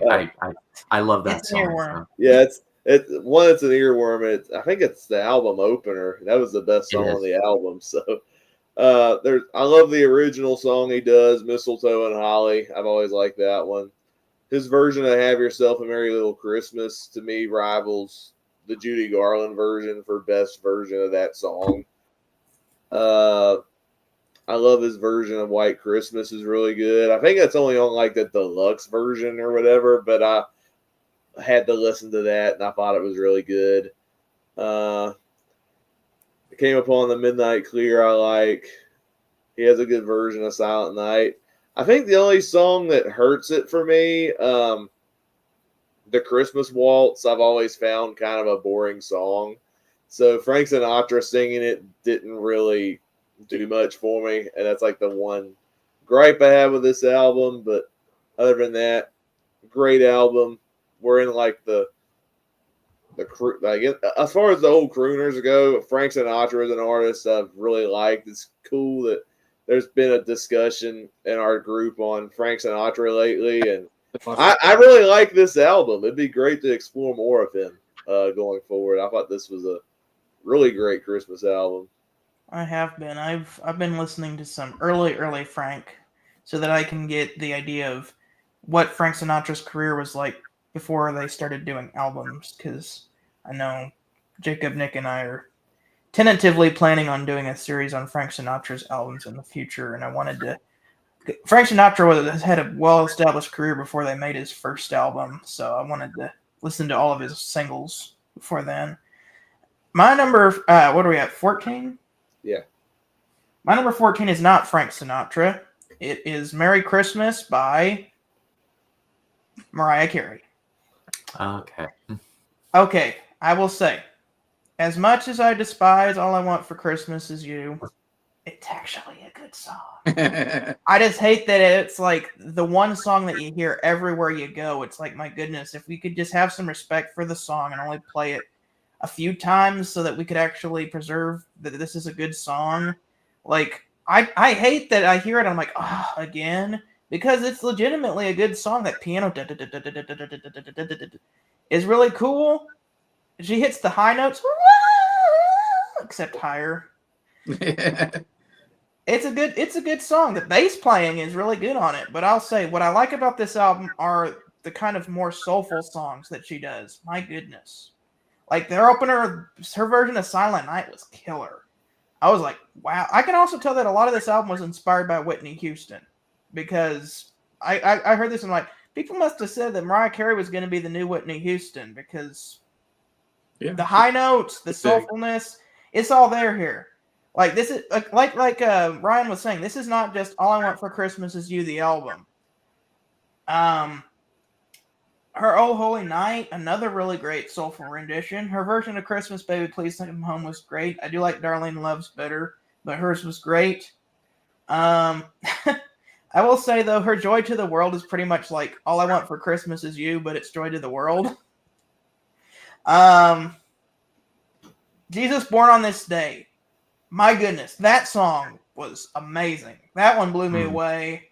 Yeah. The Hark the Herald Angels Sing with Gloria in there, that was really great as well. Oh, I will say though, I thought it was funny that whenever she sang Joy to the World, she started breaking into the Three Dog Night song halfway through, except they changed it to where it was actually Christmas. They changed it to like to Joy to the People Everywhere You See instead of the Fishes in the Deep Blue Sea, so that it would actually fit the Christmas theme. But it was funny because she started singing Joy to the World, all the boys and girls. And I was like, that's an interesting choice to throw that in there. Who's going to tell Miss Carey what that song is really about? Well, she changed it to Joy to the People Everywhere You See, so that it actually went with the message of Christmas rather than what Three Dog Night is singing about. But it's a good album. I was pleasantly surprised at this album. I was dreading listening to this album because I'm like, is this going to be just like a bunch of... Because I had heard her... No, it's her... which one is the one that... No, it's her Santa Claus Is Coming to Town. The Joy to the World. Forget what I said about that. It's her Santa Claus Is Coming to Town is the All I Want for Christmas Is You, but it's Santa Claus Is Coming to Town. I had heard All I Want for Christmas Is You, and I had heard her Santa Claus Is Coming to Town, and I'm like, her Santa Claus Is Coming to Town sounds just like All I Want for Christmas Is You, but it's Santa Claus Is Coming to Town. I really hope that the album is not like all the songs sound like All I Want for Christmas Is You, but it's insert song here. No, this album pleasantly surprised me. Mannheim Steamroller, I said, was the biggest disappointment. This was the biggest surprise for me on this list, was Mariah Carey. 8 out of 10, number 14. All right. Number 14 for me, same as Jacob here, Jolly Christmas by Frank Sinatra. I don't have that album, but I do have Sinatra Ultimate Christmas album that I bought at Walmart. Yeah, and again, my score is not as high, though. I give it a 7 out of 10, which still is like, it's okay. I agree. I love the Jingle Bells is great. Yeah, some good stuff there. I love Mistletoe and Holly. I love that song. I don't know. I love the way he sings. He's something golly. It's mistletoe and holly. Like, I love how he sings it. I don't know if I've heard anybody else sing it, to be honest. Someone else maybe sings it, but the only version I think of is Frank Sinatra's version of that. And I love Hark the Herald Angels Sing. I think he really sings that really well, and that's a great song. I mean, that's a great Christmas song, anyways. But I have it this not as again. It's in the I guess more in the middle, but it's a top half of my list. But I mean, Sinatra is a class. I mean, it's another one of the things. He's a crooner, one of the greatest crooners of all time. Christmas music is like perfect for his style, so that works pretty good. At the same time, I do get a little bored with some of the more slower songs on the album. don't work with me as much anyway. So that's why it's kind of in the middle for me at number 14. All right, we're at lucky number 13. So my number 13, I went with Christmas Together with John Denver and the Muppets. I enjoyed this way more than I was expecting to, and I love the Muppets. John Denver's a blind spot for me, but considering the group of friends that I have now, it's not going to be a blind spot for long. But we all love John Denver. Yeah. The Muppets for me just never miss. Like, they're just kind of like bacon. You add them to anything, they just make everything better with their presence. Scott, I understand where you're coming from with the whole missing John Denver thing, and I was definitely feeling it too. I'm like, y'all need to pick a lane. Like, you either need to have Denver or have the Muppets, or just like separate them. Like, it felt weirdly like a novelty almost. But when it worked, it was so much fun, and I greatly enjoyed it. I'm going to go 8.5 on this one. All right, my number 13, another 9 out of 10 album for me. I think this one's already been mentioned. I think Jason, he wasn't as big on this album. I know Ryan's really big on this album, so we'll see how he feels about this. Christmas Eve and Other Stories by Trans-Siberian Orchestra. I heard the big song going in. I knew the Christmas Sarajevo. I love that song. Ever since I was a kid, I thought it was one of the coolest Christmas songs I've ever heard. It's like this rock version of Carol of the Bells. Mm-hmm. And as a kid, I always called it Carol of the Bells on crack because it is a wild take on the song, and I thought it was absolutely brilliant. And even though it's overplayed to death, I still rock out to that. I think it's awesome. But that was the only song I knew going in. How did I feel about this album? Well, I gave it a 9 out of 10, so that tells you I thought this was a really cool album. I didn't know going in that there were actually vocalists in Trans-Siberian Orchestra. I thought it was like Mannheim Steamroller, where it was mostly an instrumental group. So when you go to that first song where you have that, an angel came down, I'm like, oh, we got some singing in this group. Okay, I wasn't expecting that. And not only that, but this is a concept album. And I'm like, okay, this is like the whole album tells a story. And I know half of the songs are instrumental. So I think the gist of the album, I think, is this angel who comes down to try to find some goodwill around Christmas time. And the angel's struggling to find goodwill. I think when you get the Christmas Sarajevo, there's war that's prominent on the album. And that's where that song comes in. So I will say that Christmas Sarajevo, when it's in context of the album, is more powerful because of the overall story. And so then you have, eventually, there's this situation where there's like a missing child. And then you get I think there's a song called Old City Bar where like the angel takes the child into the bar to see if there's anybody can help. And then like the bartender who's like down his luck, or the guy in the bar is like, oh, I'm going to help find the parents of this missing child. I'm like, oh, this is a very sweet song. I really like that. And then that segues into, you got like This Christmas Day, which I thought was like the great climax to the album, which was really good. But going into the rest of the album, musically, it's really cool.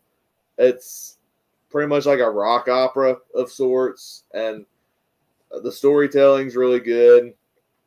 I like the more rock aspects of the album. Like A Mad Russian's Christmas is pretty much, I call Christmas Sarajevo Carol of the Bells on crack. This is like the Nutcracker on crack. The Nutcracker crack in all caps. But I thought it was awesome. I love hearing like some of these Nutcracker songs with like electric guitars and drums and stuff, and it was epic. It's a very ambitious album. I don't love every single song on this album. Like, I think the female vocalist was kind of grating to my ears. I'm not going to lie on some of the songs. I think overall, though, like, I admire the storytelling. There's a lot of high highs on this album, and it's pretty epic. like I said, it's a 9 out of 10. I thought it was a good first listen. I might bump up higher re-listening to it some more, but listening to this album, it's like I know they did like several other Christmas albums. I'm like, I gotta listen to the other Christmas albums because this album was really cool. I liked it. Okay, my number 13. This is going to be another hot take, having it this low. Is the Beach Boys Christmas album. And if you know me, I am a huge fan of the Beach Boys. Ryan beat you to it. Higher than mine. So Hey, I'm a huge fan of the Beach Boys, but for some reason, like this album, I don't know. I'm expecting it to be a lot better than it is. I mean, Little Saint Nick is classic, even though it is just a lazy rewrite of Little Deuce Coupe. Then the next two songs, though, Man with All the Toys and Santa's Beard, I have the same problem with those songs that I have with Surfin' Safari album, that they're a little kind of juvenile. It's like I took my brother to the shopping mall and pulled off Santa's beard and said, "You're not the real Santa," or whatever. I'm like, Yeah. I know that Brian Wilson is capable of much better than this. You look at like the next album that comes out is the Beach Boys Today, for crying out loud. Like you got When I Grew Up to Be a Man, which is a very mature song, like the whole second half of that album. And here he is singing about are you the real Santa? You know, I'm like, you guys are so much better than this. I will say though, the next two songs, Merry Christmas Baby, which is the Mike Love led song, that song's amazing. And Christmas Day, which is the first time that Al Jardine gets to sing. Those two songs are fantastic. I love them. Great version of Frosty the Snowman. I love their version of We Three Kings. I'm sorry, Ryan. I thought it was great. I love the harmonies on that. Pretty good version of Blue Christmas. I mean, like, it's not Elvis, but it's still pretty good. Santa Claus is Coming to Town. Okay version of that. The version of White Christmas is all right. I'll Be Home for Christmas. All right version of that.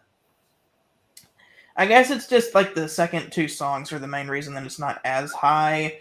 The rest of it's pretty good, but I'm putting it at an 8.5. Number 13, Beach Boys Christmas album. Number 13 for me, I've got White Christmas by Bing Crosby. And I don't have that album, but I have this compilation album, The Ultimate Christmas, Bing Crosby. Again, Christmas music is just like works so well with Bing Crosby's voice. I mean, he's definitely, again, probably his most popular album maybe he's probably ever made. I know the song White Christmas is like the best-selling single of all time or something like that, or most charted. It was number one for like forever. Yeah. Really popular song, and I love that. It's definitely one of my favorite Christmas songs. And his version's my favorite, still my favorite version of that song. I feel like it's always going to be Bing Crosby, just because that's what I think about. Because he made a movie, for goodness sakes, called White Christmas, and he sings it twice in that movie. And I love that movie. That's a favorite of mine at Christmas time. And but yeah, and my mom was like kind of a big Bing Crosby fan because my grandpa was a big Bing Crosby fan, so it kind of got passed to my mom. And my mom she had the CD, and every Christmas she'd be playing the CD. So I feel like I heard this a lot growing up, this album. So it's a little nostalgia for me for it, I'd say, on some of this. Like I said, that's that song for sure. I really like Christmas in Killarney. I always love that. Christmas in Killarney. Like, you got this like Irish feel to it, very catchy. And I don't know anybody else to sing that song. It seems like just a Bing Crosby song for the most part. And then I love, and I'm not going to remember how to pronounce it, but it's like this, I think it's Hawaiian. Is what they say on this Hawaiian day, whatever. Of course, every time I think about it, I think about Christmas Vacation. When he's looking out, he's imagining this pool that he's going to build, and everybody's swimming in it. Yeah. There's an Eddie in a Speedo. Yeah, and Randy Quaid on the diving board with a beer, I think. I don't know. Yeah, that's the first time I think I've ever heard that song was in that movie. But I love that song. That's so cool. It's not so Christmassy. It's more, it's got a different vibe to it. But yeah. So a lot of good stuff here. I don't have it as high. I almost wish I had this higher. But again, his style of voice I do find a little boring sometimes, and some of the slower stuff I get a little bored with. That's why it's not quite as high. And I still give it a 7 out of 10, which again seems kind of low, but still, it's like I'm in this range of like, it's fine, it's okay, but there's just some stuff I liked a lot more on the list. So, All right, number 12. So my number 12, I'm going with A Christmas Gift for You from Phil Spector and Various. And I was Various artists. the Ronettes, I was on for the review of that, so I won't go too deep into it. But when this album's on, it's really on, and I really greatly enjoy it. Basically, anything from the Ronettes, it's like a 10 on 10. But there's a bunch of songs that I could, like, they're just kind of there for me. And then, you know, we talk about it, the like whole Phil Spector being like, we worked really hard on this album, guys. We really do appreciate it. I'm like, Mr. Spector, this could have been an email. Like, I'm just saying. And I know, Like, how about a handwritten note in the liner notes? yeah, the liner notes. It comes with the album. cover art, open about it up that? and be like, from Mr. Spector, thank you very much. Yeah.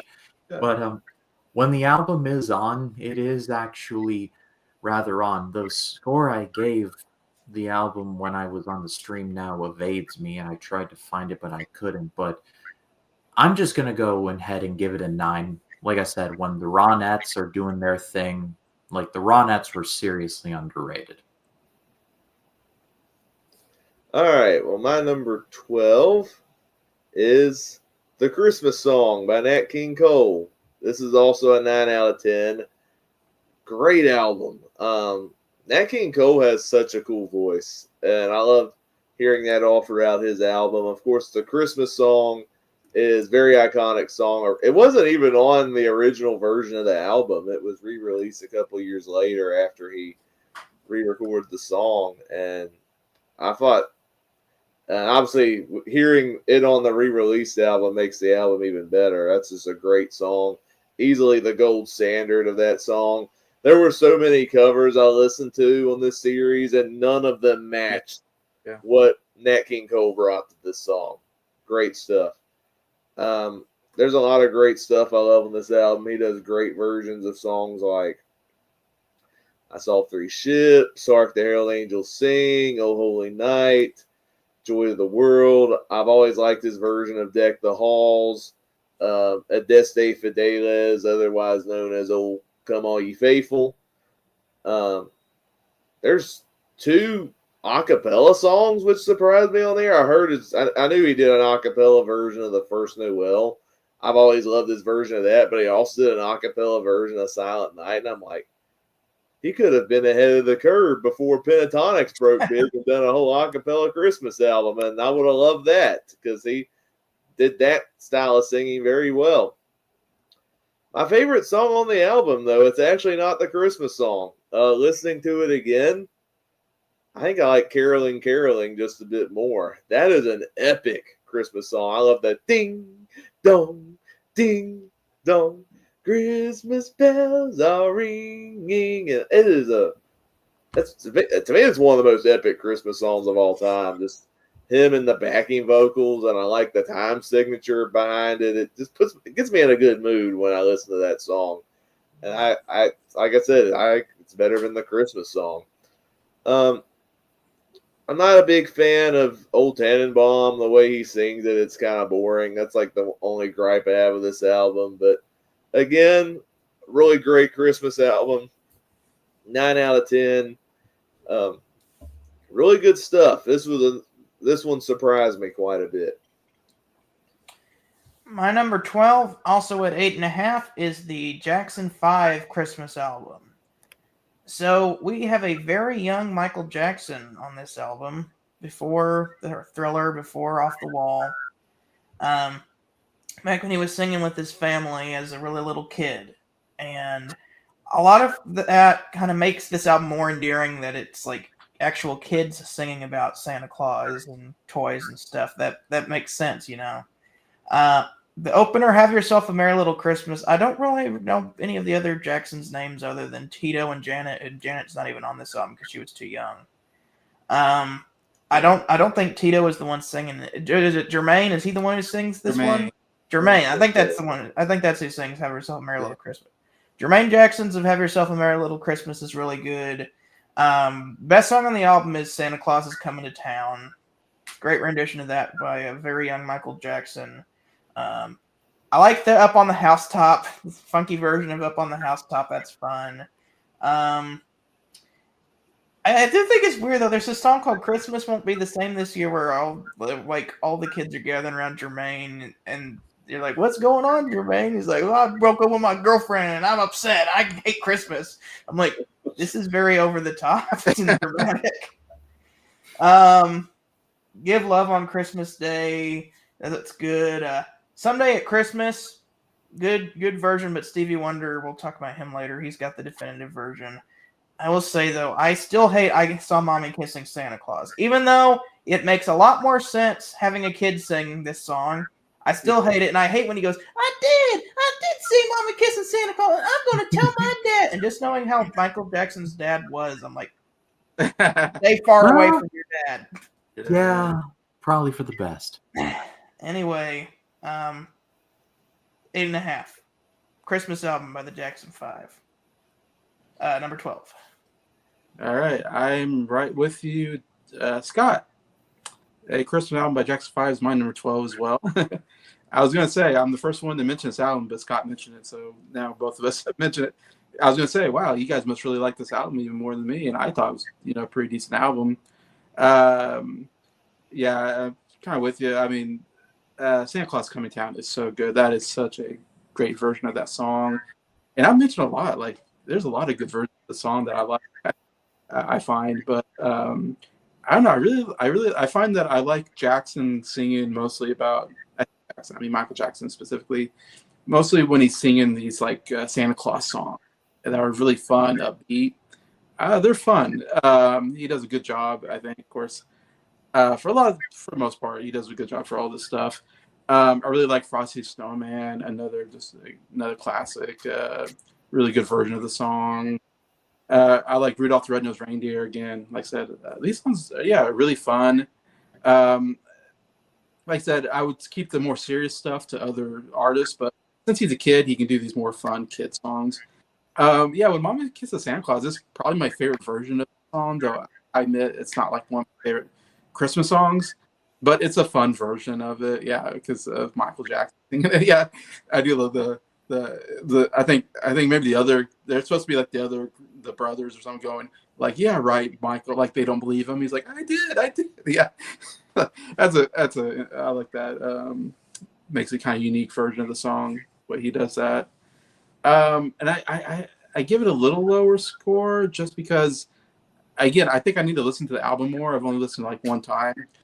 And I do find Michael Jackson's voice sometimes gets a little annoying and I think it's just because it's a kid voice. And kids are annoying, so I don't know. I get annoyed after a while or something. But maybe I need to listen to it more. Maybe I'd get more into his vocals.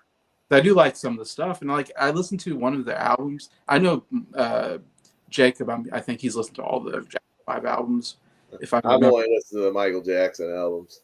Did you? Okay, because I listened to like one Jackson 5 album recently, and I thought it was actually pretty decent. Because I'm going through the 60s and doing the top 10 of every year. And so I listened to one, and like I do love some of that, ABC, like I do love some of that, really fun stuff by Michael Jackson. But yeah, so it's here at number 12. I give it a 7 out of 10, but again, if I listen to it more, maybe that score would go up for me. But yeah, there's definitely some classics here that I really enjoyed. Okay, we're now at number 11. So my number 11 is where did it go? It's the Mannheim Steamroller one. I'm trying to find A Christmas by Mannheim Steamroller. I scrolled past it. I love this album like quite a bit. I love the instruments, and I love just how unique it feels, because a lot of the songs did kind of blend together. I mean, you can only hear like Jacob was talking about, like you can only hear Ave Maria so many times before you're just like, sing something else, please. But I tried to put some of the more unique albums like and spotlight some of those on my list, and this being all instrumental. I personally love that Mannheim Steamroller did that. They're not the Trans-Siberian Orchestra, but they're a close second. I'm going 9 on this one. All right, my number 9. It pains me that this album's not in my top 10 because this was a nostalgic favorite of mine growing up. That is Christmas by Michael Bublé. Wait, are we at 9 or 11? We're at 11. I meant to say number 11, but I gave this album a 9 out of 10. Okay, I was like, I'm sorry. If we were at number 9, somebody would have made the obvious Beatles joke. Yeah. Number 9. But yeah, I still love this album. I've heard this album so many times growing up. Probably one of the best Christmas albums of my childhood. It got me into Michael Bublé. I still really like him to this day. And I still really like this album. There were some great discoveries going for this series. I'm like, you know what? I think some of these albums might be better than Bublé's Christmas album. But man, the highs on this album are so good. Like, I love his version of It's Beginning to Look a Lot Like Christmas.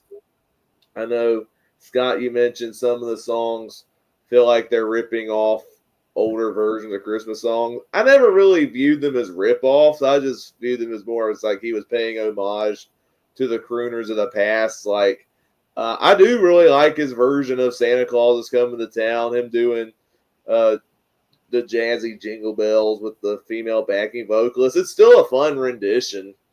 And I like him doing an updated version of the Drifters Taking White Christmas with Shania Twain. It's like a jazzier version of it. And I really like the production of that. The original's really good, Cold December Night. I like his more ballad version of All I Want for Christmas Is You. Holly Jolly Christmas is really good. I agree, Scott. I love Santa Buddy. That's definitely probably my favorite version of that song as well. I hate the Madonna version with a burning passion. Yeah, that one's bad.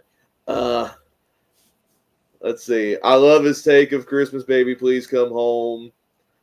Blue Christmas. That's my favorite song on the album. His version of Blue Christmas is wow. You got the Elvis version and the Michael Bublé version for me. Those are my two favorite versions of the song. I love that he goes full on jazz. It's like every time I listen to it, I feel like I'm at one of those New Orleans funerals. It's like this is like the most jazzy version of Blue Christmas I've ever heard in my life. There's like an over-the-top trumpet solo that like is amazing, and you got Michael Bublé just belting it on some parts. But I'm like, wow, this is one upset Blue man. I love it. I even like his version of Feliz Navidad. I think it's a fun rendition of it. The only thing I don't like about this album, he sings Ave Maria. And now I feel about that song. So, like, you lose a point because you sing Ave Maria. I'm sick of that song. But I still love the album. 9 out of 10. I wish it was in my top 10, but, strong honorable mention for me before we get into the top 10. Okay, number 11 for me. This might be another hot take. At 8.5 is A Christmas Gift for You by Phil Spector and the rest of the Phillies Records Associates. Speaking of which, though, wasn't the Righteous Brothers on Phillies Records? Why weren't they on there? I'd have much rather heard the Righteous Brothers sing than Bob B. Stockton, whoever that guy was. right. Let's hear the Righteous Brothers do a Christmas. You've lost that Christmas feeling? You lost that Christmas. Come on, it's right there. You lost that Christmas feeling. Yeah. Anyway, this is still a fantastic album. It's so weird. I love this album. I don't know. I don't think it's like some people say this is the best Christmas album of all time, and I'm like, it's a really good Christmas album. It's just not the best of all time, you know.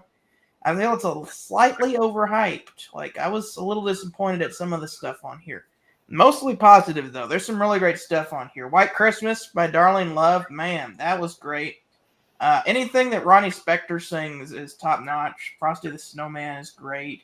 I did not care for the Bells of St. Mary by Bob B. Sox, and that's in the Blue Jeans. That's it. Anything that Bob B. Sox and the Blue Jeans sings, I'm like, what's this doing on this album? Have Ronnie Spector sing it. Have Darlene Love sing it.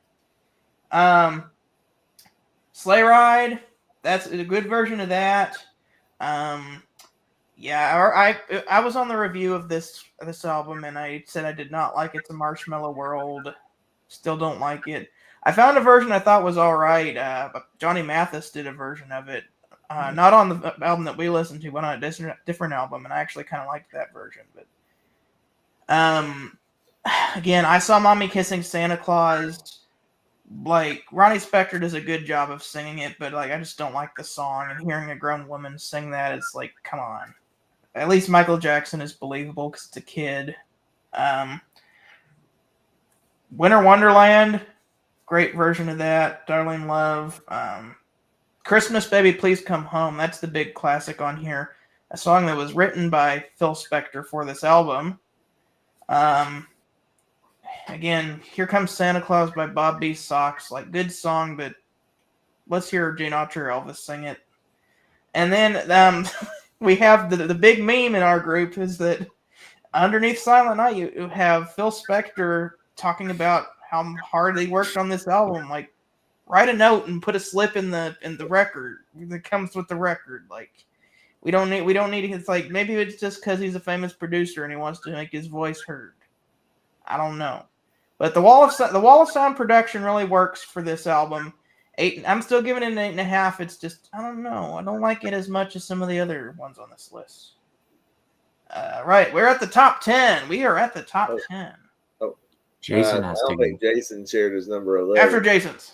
After me.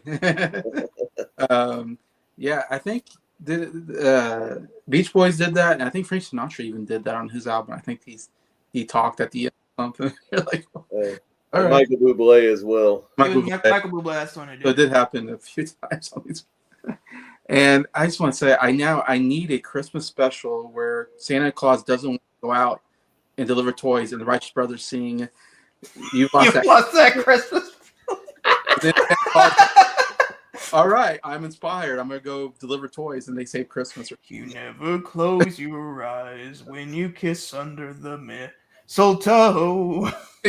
And Saint Nicholas ain't jolly, he ain't saying ho ho ho. Yeah, I'd watch it. You lost all your figgy pudding. But baby. Yeah. Well, Santa, come back to us. You lost that Christmas feeling. Oh, that Christmas feeling. In comes Tom Cruise and Anthony Edwards. Gone. Gone. Whoa. Oh my gosh, it's got to happen now. Number 11 for me is we got the Charlie Brown Christmas. Vince, I never had no idea to say him. Guaraldi. Trio. Yeah, I got the soundtrack to the Christmas special here. Yeah, I mean, at number 11 here. Now this goes up. I bumped this up to 8 out of 10. So this is really where we're getting some really good Christmas classic. Some of the great Christmas albums for me. And actually, I bought this at Walmart like when I first started collecting records a couple years ago, and so this is kind of one of the earlier records that I got at Walmart, and I love because it has this first one I got that has like this colored. I love the colored disc that you get on these things, and yeah, I have so much nostalgia for this. It's me and Jacob. We talked about this on his channel. This is our favorite Christmas special of all time, and it's one that I love every Christmas watching, and a big part of that is the music. The music is just so iconic on this Christmas special. I suppose that's why I like it and why it's high on my list. Is that it's just when I hear the music, I think of the special. You know, I mean, my only criticism is that it's very jazzy. Of course, it's a very jazzy album, and so sometimes I'm not a big fan of some of the jazzy songs on here. I get a little tired. It goes on a little long at times, but I do really like O Tannenbaum. I think it's actually pretty nice. I mean, the song is Linus and Lucy. That is the song on the album that really makes this album for me. I love that music. Bum bum bum bum bum bum bum bum bum bum. Do do do do do do do. Oh, it's so cool.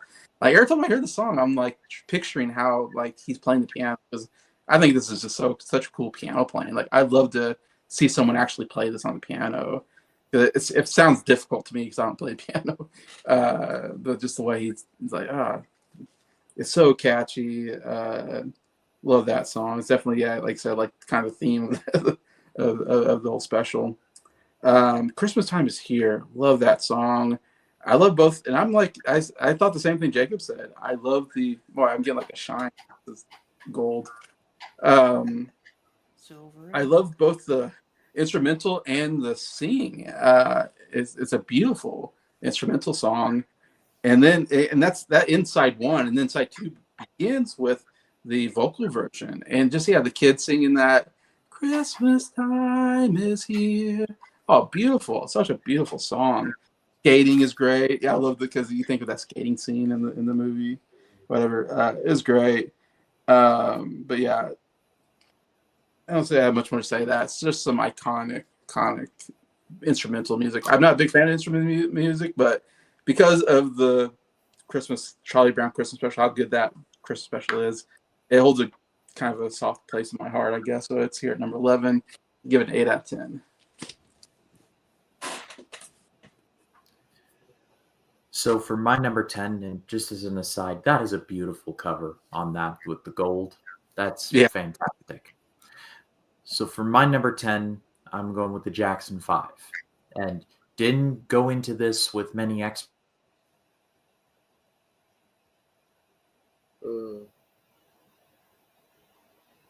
Oh, he froze. Let's say, did he froze or? Okay. I hope it's not me. Oh. Well, I guess I'll share my number 10 while we wait on him. Yeah. Oh, you're back. Oh, no, we lost him. Oh. Trying to get that reconnected, probably. Yeah, I probably have to get all right. Well, I'll share my number 10 then if he's not back. This is another 9 out of 10 album moving into the top 10. This is my vote for the album that surprised me the most. Oh, wait a minute. He's back. It only took 2 hours, but it finally died. All right. I was about to share my number 10, but I guess that you're back. Jackson 5. Yeah, Jackson 5. Didn't go into this with many expectations. I was only familiar with Michael Jackson's like more famous stuff, Thriller, Bad, his history, like Remember the Time, like the hits. But I enjoyed this way more than I was expecting. I mean, I saw Mommy Kissing Santa Claus as very silly indeed, and Scott talked all about that, so I don't want to chew the food twice on that one. But there are several ones on here I'm like, that was actually really good. So I'm going to give this a 9. I did not see this one being in my 10, but there you go. All right. Well, my number 10, this is the album that surprised me the most, and I gave this a 9 out of 10. That is Christmas Portrait by the Carpenters. That actually made my top 10 above Michael Bublé. Now, the reason why I say this album surprised me was because historically, growing up, I didn't care for the Carpenters that much. I really hated that song, Merry Christmas, Darling. I thought it was too sappy. Yeah. I thought it was such a corny song. To me, it sounded more fake than a Marshmallow World. So that's how I felt about that song when I was a moody teenager. So going in, I'm like, now I'm at the point where like I like some of the big hits by the Carpenters. Karen Carpenter has such a lovely voice. The production on a lot of their hit songs are fantastic, especially if you've heard that song Top of the World. I love that song. Yeah. So I went in listening to this with an open mind, and to be honest, you start off, you have not Karen, but the other guy singing, Richard. oh come, Emmanuel. I'm like, oh no. Do not let the other guy sing on this album. I don't like it when he sings. Richard Carpenter. Carpenter, the brother. He was the arranger. He Yeah. should have stayed as the arranger. And then there's like this like overture, which of like a bunch of other Christmas songs mixed together. I'm like, yeah, I like the orchestrations, but I think it went on a little too long, and I'd rather listen to Karen Carpenter sing. Once you start singing, I'm like, do I really love this album? Frost I actually really love this album. Turned you around. It's crazy. Like I really liked a lot of this album. Like there's great arrangements of these Christmas songs. I mean, some of these I heard going in. I've heard the version of "Have Yourself a Merry Little Christmas" before. Good rendition of it. I like "Sleigh Ride" is another one I like. Again, there's that Muppety sounding guy that sings on it, which was dumb, but when Karen sings on it, it's a very lovely version of the song that I really like. And I will say this: I mentioned I'm not a fan of the Christmas waltz. There's one exception: the Carpenters. Again, it's Karen Carpenter singing and the lush orchestrations behind it. It's a very beautiful song, and it made my top 5. There's a really underrated song on this album I love. The First Snowfall is an amazing song. It's a great wintry sounding song, and I love how Let It Snow is brought into it in the last part of the song. That's a great song. And I'm going to say it. Merry Christmas, Darling is the best song on the album. The song I used to hate for many, many years is now my favorite song on this album. And that actually hit me on a personal level this year. Because I'm in a relationship right now, and we didn't really see each other during the Christmas season because we were far apart in travel. We couldn't see each other during the holidays. So I related to Karen Carpenter's sentiments on this song, listening to it this year. I'm like, she did it. She got me into this song. And I used to hate it, thinking it was too sappy. But now I'm like, I related. The only reason it's not a 10, I'm not a fan of the overture and Ave Maria. She sings it, and you know how I feel. It's a different version, though. It's a different version. It's still Ave Maria to me. So, but yeah, this was the biggest surprise considering I hated Merry Christmas, Darling for the longest time, and now I'm like, I love this Carpenter's Christmas album. It made my top 10. So. Maybe there's an underwritten rule that you have to sing Ave Maria if you do a Christmas album. If you translate it to English, I'm not doing Ave Maria. If you translate it to English, the lyrics read, "This was in my contract. I had to make this Christmas album." This is in the contract. Okay, my number 10 at this is 8.5 as well. Yeah, 8.5 as well. Stevie Wonder, "Someday at Christmas." I actually really like this album for the most part, other than "Twinkle Twinkle Little Me," which is an abomination. The rest of this album is amazing, though. "Someday at Christmas" is a great anti-war song. Man, it's so heartbreaking when he's like, someday maybe we're not gonna get to see it, but someday at Christmas maybe we'll all get along. And I'm like, man, that's a good thought there. "Silver Bells," good rendition of that. I like Stevie Wonder's rendition of Ave Maria, but he can't pronounce any of the Latin correctly. It's all wrong. I like his version of "The Little Drummer Boy" and "One Little Christmas Tree." As corny as it is, I actually kind of liked "Bedtime for Toys," where he was talking about the kid who gets all the toys, but then he's like, and some kid's just going to get a doll, but they're going to treasure that one toy with all their heart. I'm like, that man, as if Sunday with Christmas wasn't enough to kind of make you feel a little, make you hurt in all the right ways. There's that too. But I already said "Twinkle Twinkle Little Me" is embarrassing. I hate that song. But then it closes out with "That's What Christmas Means to Me." That is an amazing song. I love the dun dun dun dun dun dun dun boom boom. And I think Stevie Wonder was only like 16 or something when he made this album. So, Really? like, yeah, if you're a teenager and you're already sounding this good, you're good. So 8.5, number 10, "Someday at Christmas" by Stevie Wonder. All right, number 10 for me is "Someday at Christmas" by Stevie Wonder. I agree 100% with Scott here. This is maybe one of the biggest surprises for me. I didn't know that much about this album or Stevie Wonder, really. And I feel like we have the highest, maybe. We're only the ones that have in our top 10, maybe. I know Jacob had it real low on his list. And I can't remember if Ryan mentioned it already. But anyways, when Jacob he put that score on our music chat, I was like, wow, am I the only one that likes this album? But okay. I have purposefully not been putting any scores on this album so that you guys have no idea where I'm putting them. Right. Yeah. Which is why you were so shocked with John Denver and the Muppets. Oh, very shocked, yeah. But yeah, I was kind of with Scott. I was like, I really enjoyed this album. "Someday at Christmas." Oh my gosh, that song is so good. That is like one of the best Christmas songs now. Definitely one that's that's on my Christmas playlist. I love when he belts it out like towards the end. He's like, "Someday at Christmas," and he like just goes another level, and it's like, holy cow, that's some good singing.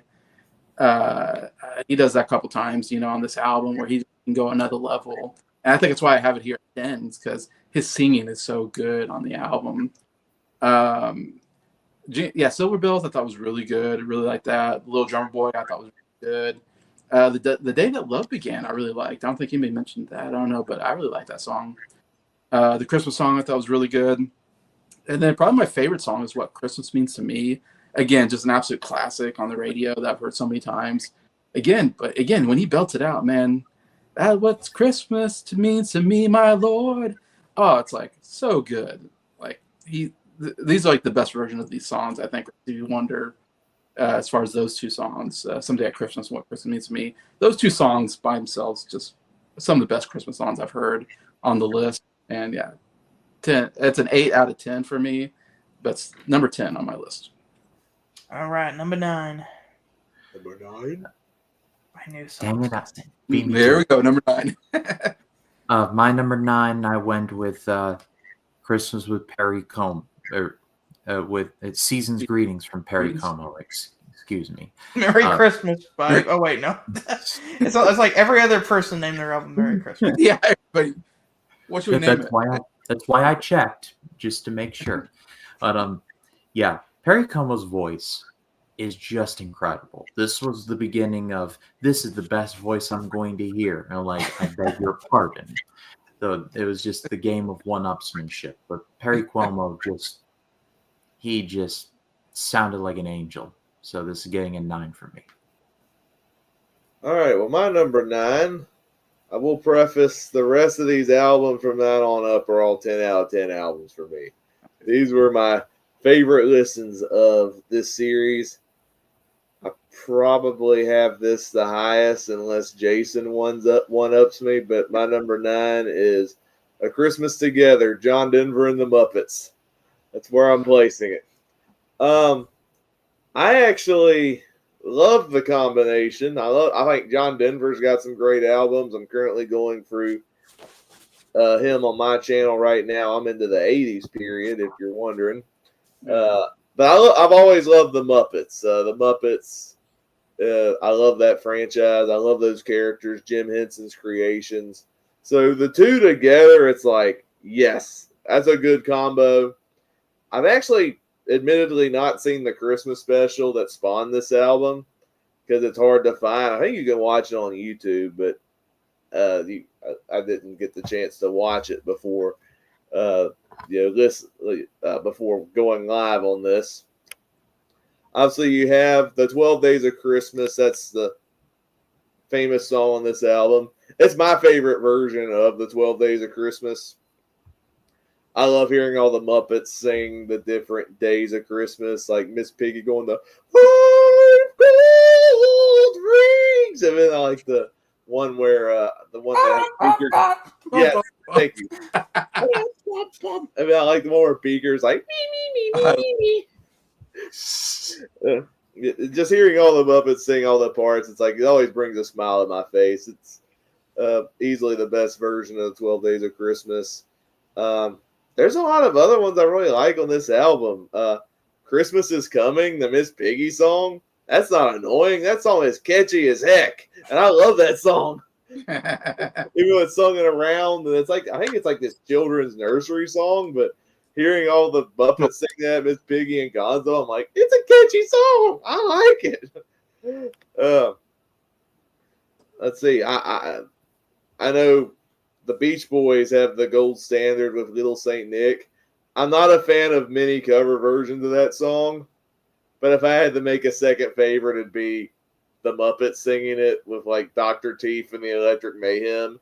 There's a lot of fun energy they bring to the song, and I love it for that. I think there's a good balance of John Denver and the Muppets on air. There's some good stuff that John Denver sings on the album. He even repackages one of the songs from Rocky Mountain Christmas called A Baby Just Like You. I think it works better on his solo Christmas album, but it works well with the Muppets on this album. He also does one called Noel, Christmas Eve, 1913, which he's singing about the peace treaty that happened on Christmas Day in World War I, and I thought that was a very touching song. There's also a medley of different songs. The one he does about Alfie the Tree is weird, but then when I hated that. When the Muppets sing It's in All of Us, I'm like, okay, we're back to a very lovely song, and that saved it from being a bad song. I will say my favorite song on the album is When the River Meets the Sea. That's a very emotional song if you're a big Jim Henson fan. One, because it was sung at his funeral. But it was originally, it was repurposed for this album. It was originally on, I don't know if you've seen Emmett Otter's Jug Band Christmas. If you've not seen it, watch it. It's an incredible Muppet-themed Christmas special. Emmett Otter and his mother, very likable duo. Some great songs on that Christmas special. And When the River Meets the Sea, I loved it in that special. And it works great here when you got John Denver singing it along with the other Muppets. It's a beautiful, beautiful song. Still a great album. It's even when going for all the John Denver albums, it's one of my favorite albums, even with the Muppets. It's in my top 3 at the moment. And it was one of the best Christmas albums, number 9 on my ranking. Didn't Big Bird sing at like Jim Henson's funeral or something? Big Bird saying It's Not Easy Being Green. Yeah. Okay, number 9. It's going to be A Jolly Christmas by Frank Sinatra. Really great album here. That Jingle Bells. I love those Jingle bells. And then Frank comes in jingle bells, jingle all the way. Good rendition of the Christmas song, although Nat King Cole's is the best, but we'll get to that later. Oh, by gosh, by golly, it's time for mistletoe and holly. I mean, like, there's just no bad songs on this thing. Great version of I'll Be Home for Christmas. I will say, though, I don't like his version of the Christmas Waltz. I said no bad song. This is not a bad song. It's just an okay song. But this version of the Christmas Waltz isn't very good whenever you heard the Carpenters version. His version of Have Yourself a Merry Little Christmas is probably the best one. Good renditions of all of the standards, like First Noel, Hark the Herald Angels, Little Town of Bethlehem, Adeste Fidelis, It Came Upon a Midnight Clear, and then closing out with Silent Night. So yeah, great album. 9 out of 10 at number 9. A Jolly Christmas from Saint Sinatra, not Frank Sinatra. I think it's St. Nicholas. Number 9, I have the classic Merry Christmas by Mariah Carey, which I bought on CD for this Christmas time. I feel like I had to have this in my collection. It's to me a classic at this point. I have number 9. Yeah, I have pretty high on my list. I feel like there's a member of our group that would have this probably last, and I think we know who that is. A certain somebody that I know hates this album, or at least hates that song. They're not in this video, so yeah. somebody not in this video, I think, hates this album. But anyways, Someone so on flight number 909. I'm sorry to who it may concern. I like it. Yeah, and I kind of agree with everybody. I really like All I Want for Christmas Is You. It's a classic. It's on the radio a lot. It's probably overplayed. I was thinking this is definitely overplayed. The other song I think about is Last Christmas. I think might be overplayed as well. But I like that song. But it definitely gets a lot of play on the radio. You gave it away. I will say though, I hate it when it's anyone who's not George Michael doing it. Yeah, that's all the other versions are bad. Yeah. George Michael gets the pass because it's George Michael. But Mariah Carey can sing. Oh my gosh, she can sing and she can belt it out. And I think that's why I have it here at number 9. It's just I really like her voice overall. Though sometimes I think like Mariah Carey, you can maybe tone down a little bit. Like maybe she sings a little too much. She's belting out a little too much, and she maybe doesn't need to belt out as much. But at the same time, it's like, man, when she belts it out, she's one of the best at it.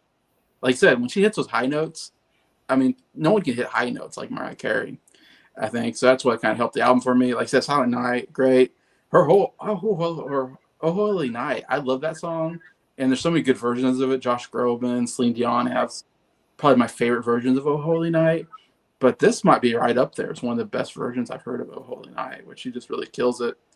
But yeah, Christmas Baby, Please Come Home is great. But yeah, I can't say much more. Hark the Hill, yeah, it's good. When she belts it, it's good.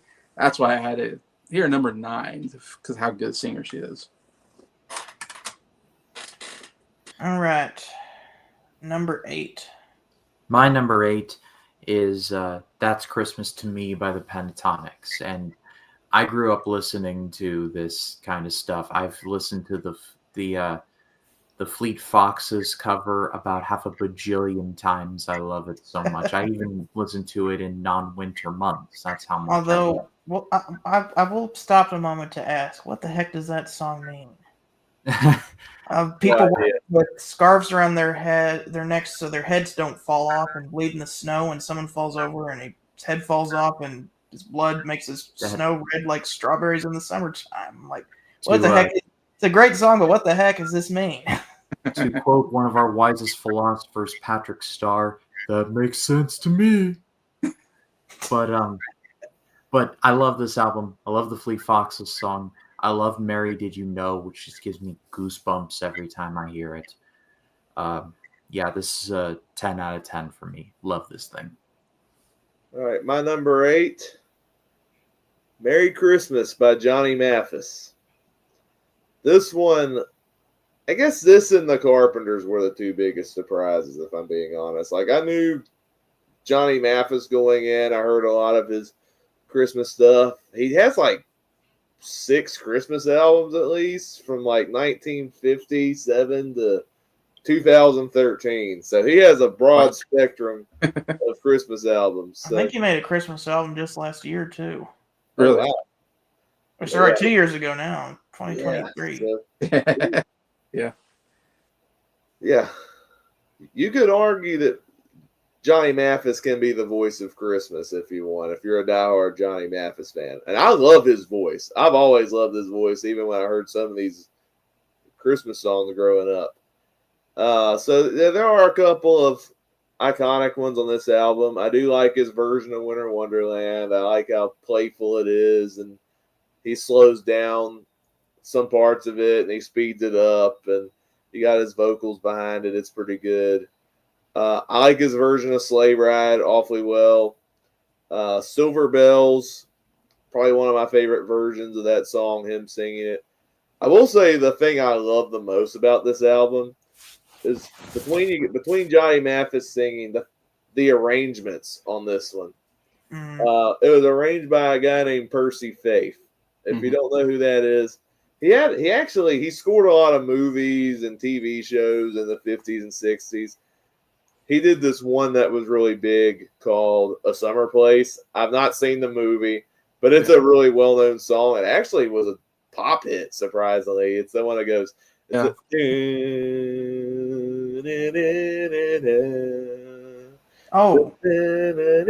like a love theme or something like that. And I'm like, I can see why this crossed over. It's a really cool song. I love the orchestrations on it. So you have Percy Faith and his orchestrations mixed with Johnny Mathis singing. And that, much like John Denver and the Muppets, you have another epic combo right there. And so you have that mixed together, and you have some really beautiful arrangements of these songs. Even White Christmas, which, yeah, Bing Crosby's is the gold standard, but he still does a great job on it. Blue Christmas as well. My two favorites on the album, though, are not really the iconic ones. They're actually on the later half of the album. He probably has the most haunting version of What Child Is This I've ever heard. I really loved his version of that. And then, to me, the best song on the album is his rendition of Oh Holy Night. Between this and another one we'll get to, I'm like, this one, he really belted it, and I love the production behind it. Like, the orchestrations from Percy Faith is like, it's a great build-up to him belting those high notes. I wasn't expecting it to give it a 10. I know, Jason, you were big on another artist that we rated lower. So what you felt about this certain artist, this is me with Johnny Mathis. I'm more of the Johnny Mathis guy, and it's this high on my list. Well, speaking of that certain artist, number 8 is Noel by Josh Groban. This is a fantastic album. I mean, when Josh Groban came out with this album in 2007, he was no stranger to Christmas music because he'd already released a song for the Polar Express motion picture, which came in like 2002, ? Yeah, Believe. If Believe was on this album, I probably would have bumped it up. That would have made it even better. Yeah. But then people would have probably been like, it's already on the Polar Express soundtrack. But what we have on this album, though, is fantastic. Great Silent Night to start out. He's got my favorite version of Little Drummer Boy. I love his rendition of Little Drummer Boy. I like the little guitar thing that happens at the beginning. I'm going to say this right now. His version of I'll Be Home for Christmas actually made me cry. And I'm not even exaggerating. I actually cried listening to it. Hearing the voices of the soldiers who couldn't be home with their families, and him just singing I'll Be Home for Christmas in his operatic voice, I was just like, oh my gosh, like, that's just messed up that they can't be home with their families. He has the best version of Ave Maria. I know we've heard it quite a few times on these albums, but he got the best version. He's the only one who can sing it, can pronounce the Latin correctly. Although, on the very next song, Angels We Have Heard on High, he pronounces it incorrectly. It's Enoch Chelsea's, not Enoch Chelsea's. That's another pet peeve. It's Enoch Chelsea's Day, like E-E-N, not N. In Latin, there is no I sound, there's an E sound. Okay, so the pronunciation was wrong when he did that. Thankful, that's good. He's got a good version of the Christmas song. Great version of What Child Is This, but there's another person who did a better version, which I'll talk about later.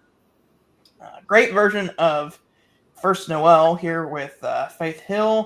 I wasn't too big on Petit Papa Noel. I didn't really like that one. But Panis Angelicus was a song that I heard a few people sing as a solo in high school choir. So I was already familiar with the song because it was a solo song when I was in choir. And then great closer with Come All You Faithful. It's like a really bombastic big production with an orchestra and a choir, and it was a great way to finish off the album. So 9 out of 10, Noel by Josh Groban at number 8. Awesome.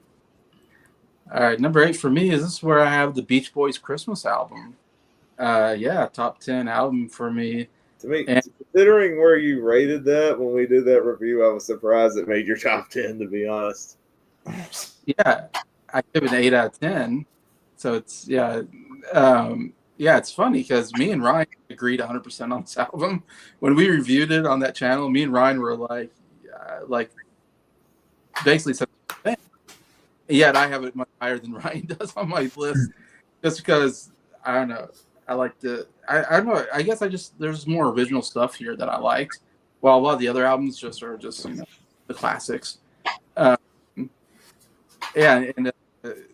know again somebody that's not on this video that's in our group this is their favorite album. So I know they had this like number one, but yeah, I wasn't as crazy about it as like Jacob and Nick. But I put it up here because of that first half of the album, which, again, I said, Ryan, I just totally agree with what he said. That first half is really good. Second half is pretty boring. It brings the album down, unfortunately. But Lil Say Nick is so good. That's my favorite song on the album. It's probably most people's favorite song for good reasons. It's a classic that's on the radio. And it feels just like a Beach Boys song. It's like you can put this on a Beach Boys album and it would fit right in because just got that great Beach Boys sound and harmonies. Very catchy, like that. I don't know. I really like The Man with All the Toys. The bop, bop, whatever the backing on that, I believe. Real fun song. And his beard it's fun. It's fine. Merry Christmas Baby, I really like. It was one of my favorite songs on the album when we did our rankings. Frosty Snowman. It's one of my favorite versions of that. Maybe my favorite version. It's up there for sure. Is like one of the best versions of that song. So fun, and you got the great vocals and the harmonies and all that. But yeah, so really that first half with all the originals, and then Frosty Snowman, I guess that's what made me put it up this high, even though the second half is pretty boring. But yeah, 8 out of 10 for me. All right, number 7. So my number 7 is The Christmas Song by Nat King Cole, and this was another one that I was familiar with Nat King Cole's work, but wasn't like super familiar.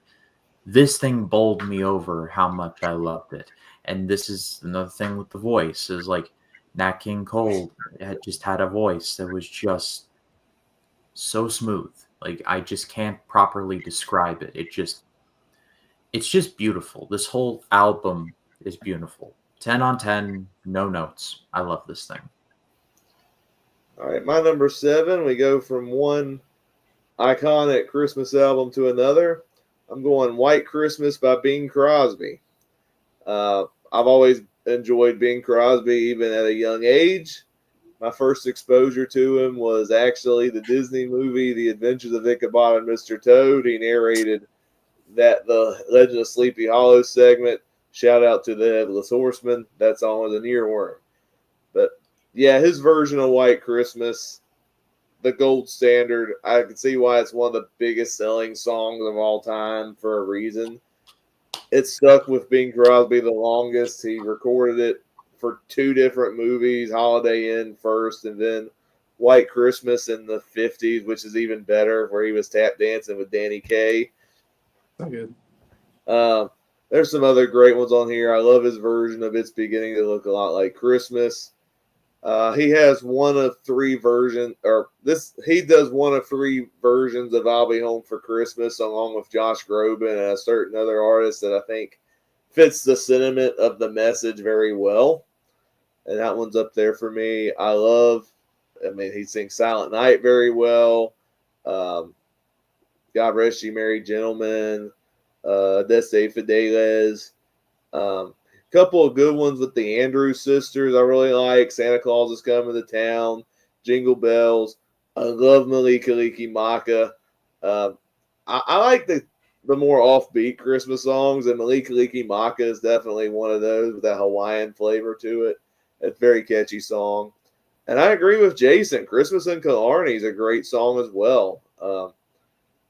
I've always wished he had did that in one of his Christmas movies. Maybe do like a Christmas movie set in Ireland. I could see this really bombastic musical number where he's in like the Irish attire, just tap dancing in this song. I would have missed the opportunity there. That would have been awesome.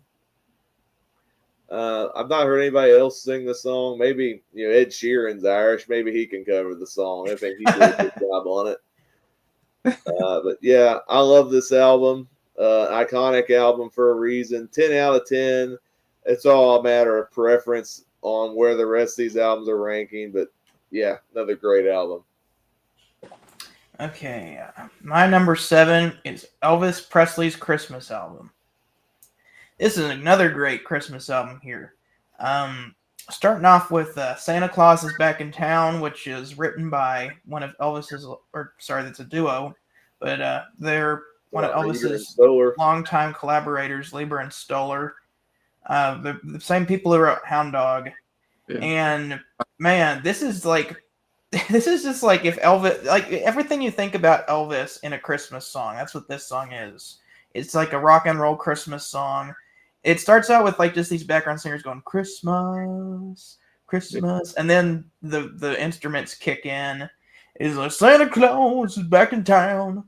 And I can just imagine that he's like shaking his hips and going like that, doing his karate and stuff whenever just the drums go off. Yeah. And I'm just like, yeah, this is a classic Elvis song here.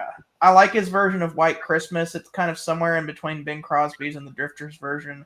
I will say an interesting fact: when this album came out, his version of White Christmas caused some controversy because Irving Berlin, the guy who wrote White Christmas, apparently hated Elvis's version and tried to get it banned because it thought it was completely different than the spirit of the way he wrote it, which I think is kind of odd. But that honestly just made the album sell more. Great version of I'll Be Home for Christmas. I mean, of course, Blue Christmas. That's the big hit here. Fantastic. I love Santa, bring my baby back to me. Yeah. Oh, Santa, hear my play. Santa, bring my baby back to me. Santa, bring my baby. That's another earworm on this album. Yeah, Great versions of A Little Town of Bethlehem and Silent Night. And of course, there's a Here Comes Santa Claus, Here Comes Santa Claus, I'm Santa Claus, here's a Santa Claus. Yeah, I think that's probably the best version of Here Comes Santa Claus.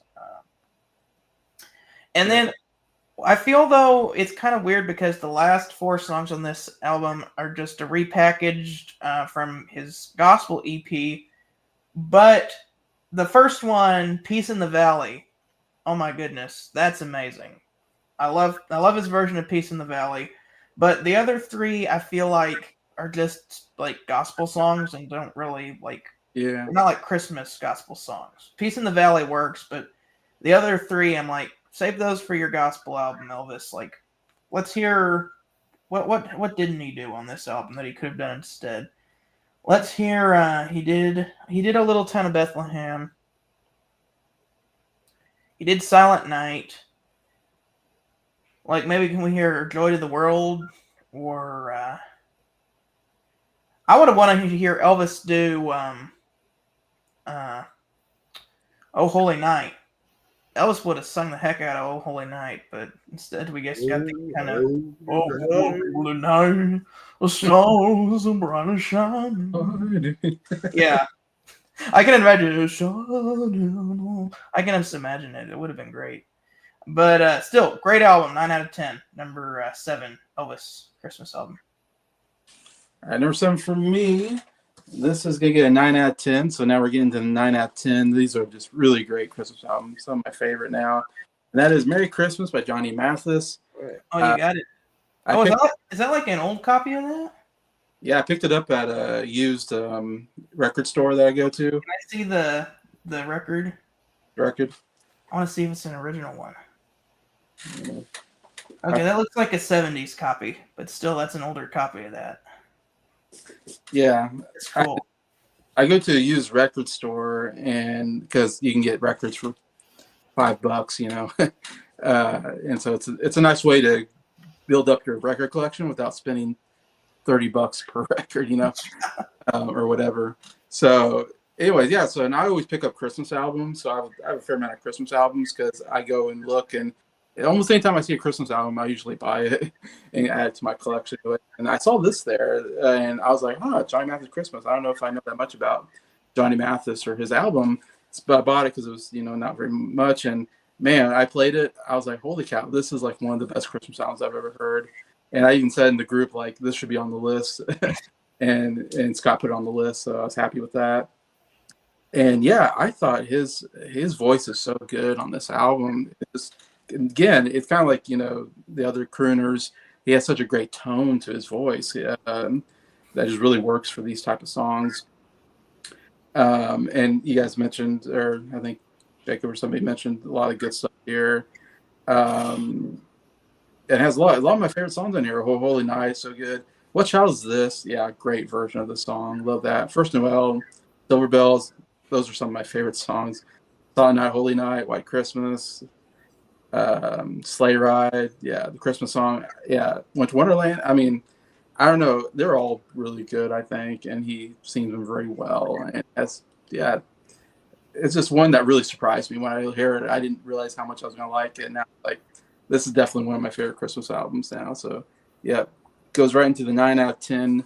Now we're getting the really elite Christmas albums for me here at number 7. Right, number 6. So my number 6 is A Charlie Brown Christmas by the Vince Guaraldi Trio. Love this thing so very much. It's another one of those that I listen to even when it's not even December. I love the special, and I just can't put properly into words. Like, it just awakens something in me. It just makes me feel happier, like, whenever I listen to it. So 10 on 10, no notes. Lovely stuff.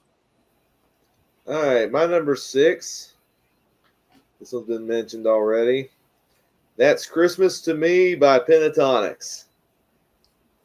This is another album I had listened to prior to this series. I'll never forget the first time I ever heard of Pentatonix. I was listening to the Christmas radio one night around 2014, and an a cappella song started playing, a song I never heard before. It was called That's Christmas to Me, and I was like, this is one of the best Christmas songs I've ever heard in my life. I need to do some research who this is. And then I put 2 and 2 together that it was Pentatonix. And I think a year after I heard it, I bought their Christmas album, and I've been a fan of it ever since.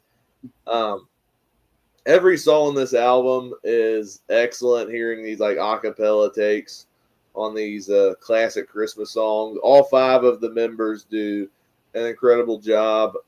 Especially the bass guy, Avi, is really good. There's this really high tenor on there. I think his name's Mitch. He can hit some insanely high notes, and he does an outstanding job on some of these songs. Then the girl that's on there, I forget her name. She has some good stuff as well.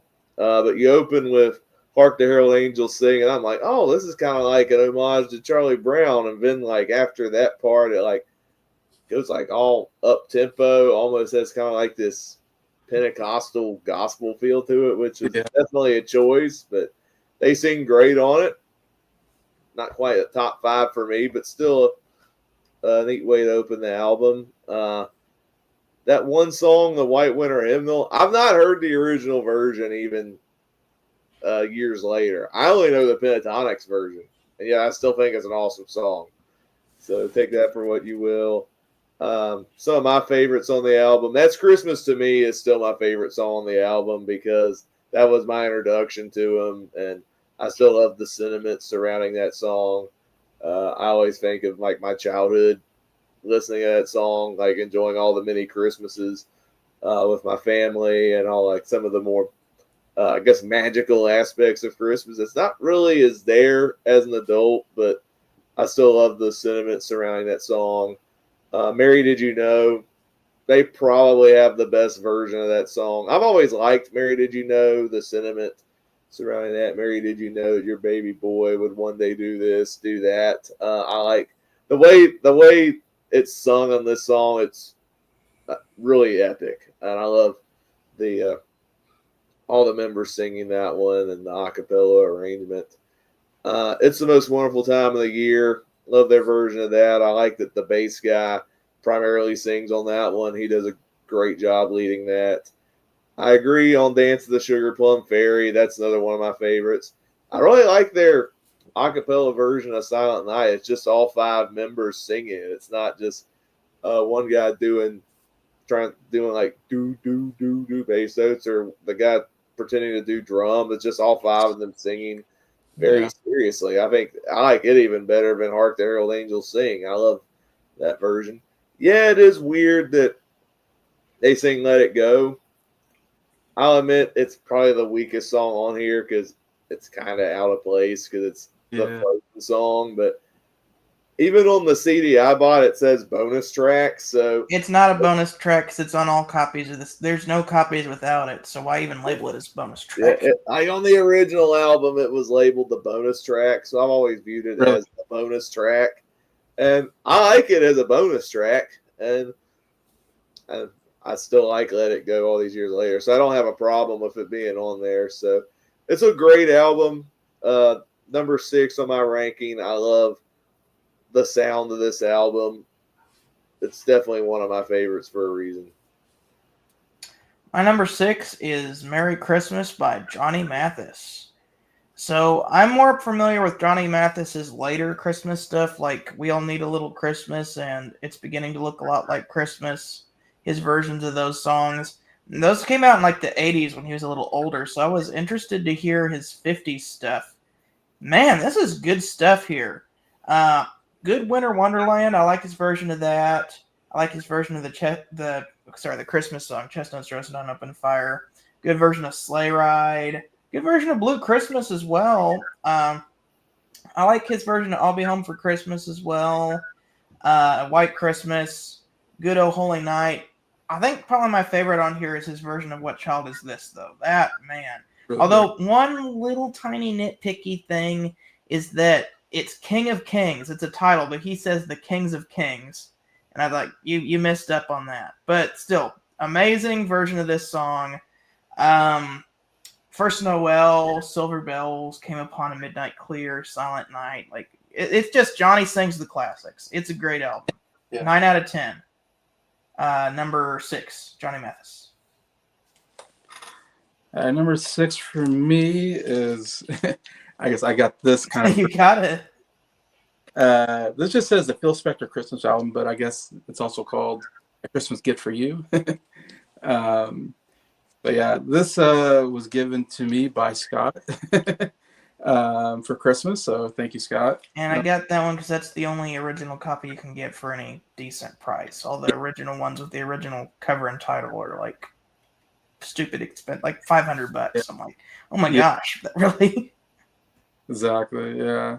So yeah, interesting cover and the backside too. But anyways, yeah, and this is one that I know I've always heard about this album being like a great Christmas album and like one of the all-time any list. Anytime you look at a list of like great Christmas albums, this is usually up there. If not number 1, it's a top 10 for a lot, for most people. And I know Nick really loves this album, and he like put it like when we did one of the 60s, 64 or something, whenever this came out, he had it like pretty high on his top 10 list. And so I know after he kind of talked about it, and then you guys did a whole thing on it. I watched it, I commented during it.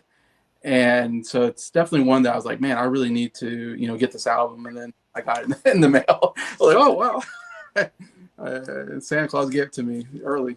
And so, yeah, it's definitely one of those albums I was like, yeah, I definitely got to, listen to this album and kind of see what's all the hubbub. And yeah, it's a great album. I give it 9 out of 10. And it's just because, like, there's so many songs that are just radio classics on here. Frosty Snowman is so good. Again, there's so many good versions I know, but this is definitely one of the best versions of it. Santa Claus Coming to Town is so good as well. Sleigh Ride, that is one of my favorites on the album. And I want to say my favorite version of that song, or at least up there. I know Carpenter's, I think, another great version of it. So it's hard to say because it's just a great. And then Christmas Baby, Please Come Home is my favorite song on the album. Darling Love, yeah, is so good. She sings a lot of songs that she sings are so good on here. And I kind of agree with like Scott. Yeah, the Ronettes and Darling Love are really the highlights of the album and all the stuff they do. I saw Mama's Singing Class. I saw Mama's Kissing Santa Claus. Yeah, I like it fine. It's not my favorite song, but I like their version of it. I think it's a pretty good version of it. And yeah, everything else. The only song I really don't like is Parade of the Wooden Soldiers. I didn't care for, but most everything else I liked quite a bit on here. So yeah, definitely a classic for a reason. It's a 60s, all-time Christmas album with various artists, as he said, which is really cool. And the last song was goofy. I agree with that. Of course, we all kind of agree on that. But it's so goofy, it's kind of fun. All right, number. We're in the top 5 now. All right. Three hours later. I wasn't expecting it to be this. Thank you guys for hanging out this long. So number 5, I'm going with Christmas by Michael Bublé. And I love Michael Bublé's voice, and it's only rivaled by a couple other people, which I will get to. It's been talked about already on the stream, so I don't want to get too deep into it, but just it's beginning to look a lot like Christmas, like Jacob talked about. It's just phenomenal. There's also a song with the Popette Sisters, I believe they're called, that I just love. And I forgot all about it, and it's on the album, and it's just fantastic. So, yeah, easy 10 on 10 for me. This is another really good one. All right, well, my number 5, I think some of you guys were anxious to see where this was going to fall, but I have Elvis's Christmas album at number 5. It's in my top 5. Couldn't put it at number 1. There's a couple others that I prefer over this, but yeah, I think that Elvis bias has crept into my top 5. This is a 10 out of 10 album for me. So many great songs on this album. I mean, Santa Claus is Back in Town, probably the most rock and roll song on this album. Always loved that one. Of course, his version of Blue Christmas is iconic. I want to share the backstory of how Elvis recorded that song, but I'll save that for the review on the album for the sake of time. But great rendition of the song. I love the backing vocals, especially the blue. I love this version of White Christmas. Santa Bring My Baby Back to Me.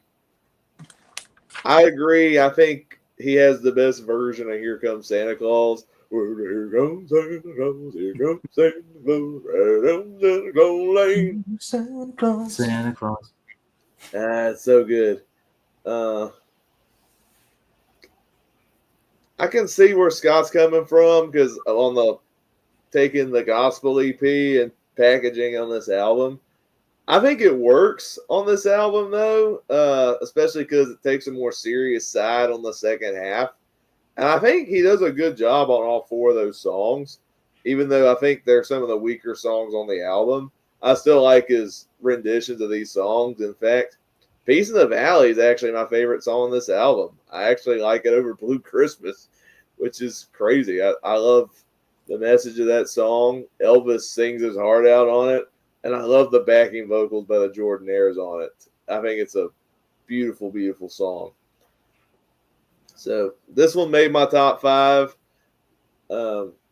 Still one of my favorite Christmas albums. Even listening to the other 25, it still made the top 5. So I'm happy about that, being the Elvis fan. All right, top 5 for me. Number 5, 9 out of 10, is Christmas Eve and Other Stories by the Trans-Siberian Orchestra. Let me pull up the track listing real quick.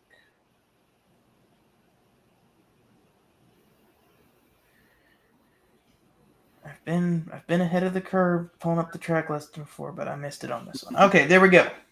Okay.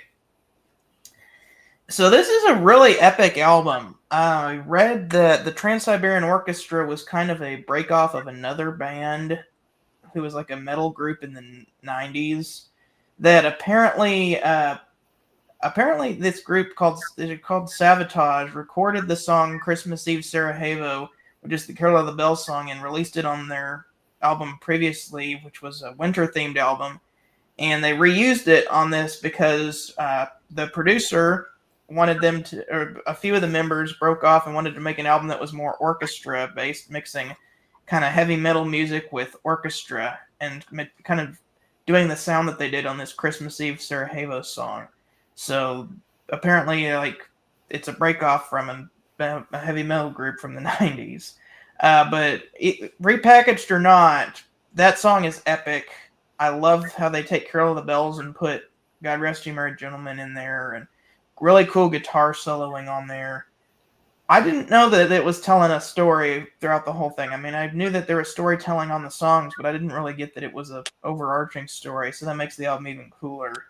But the opening song, An Angel Came Down, reminds me so much of That Out of Hell by Meatloaf. I don't know why.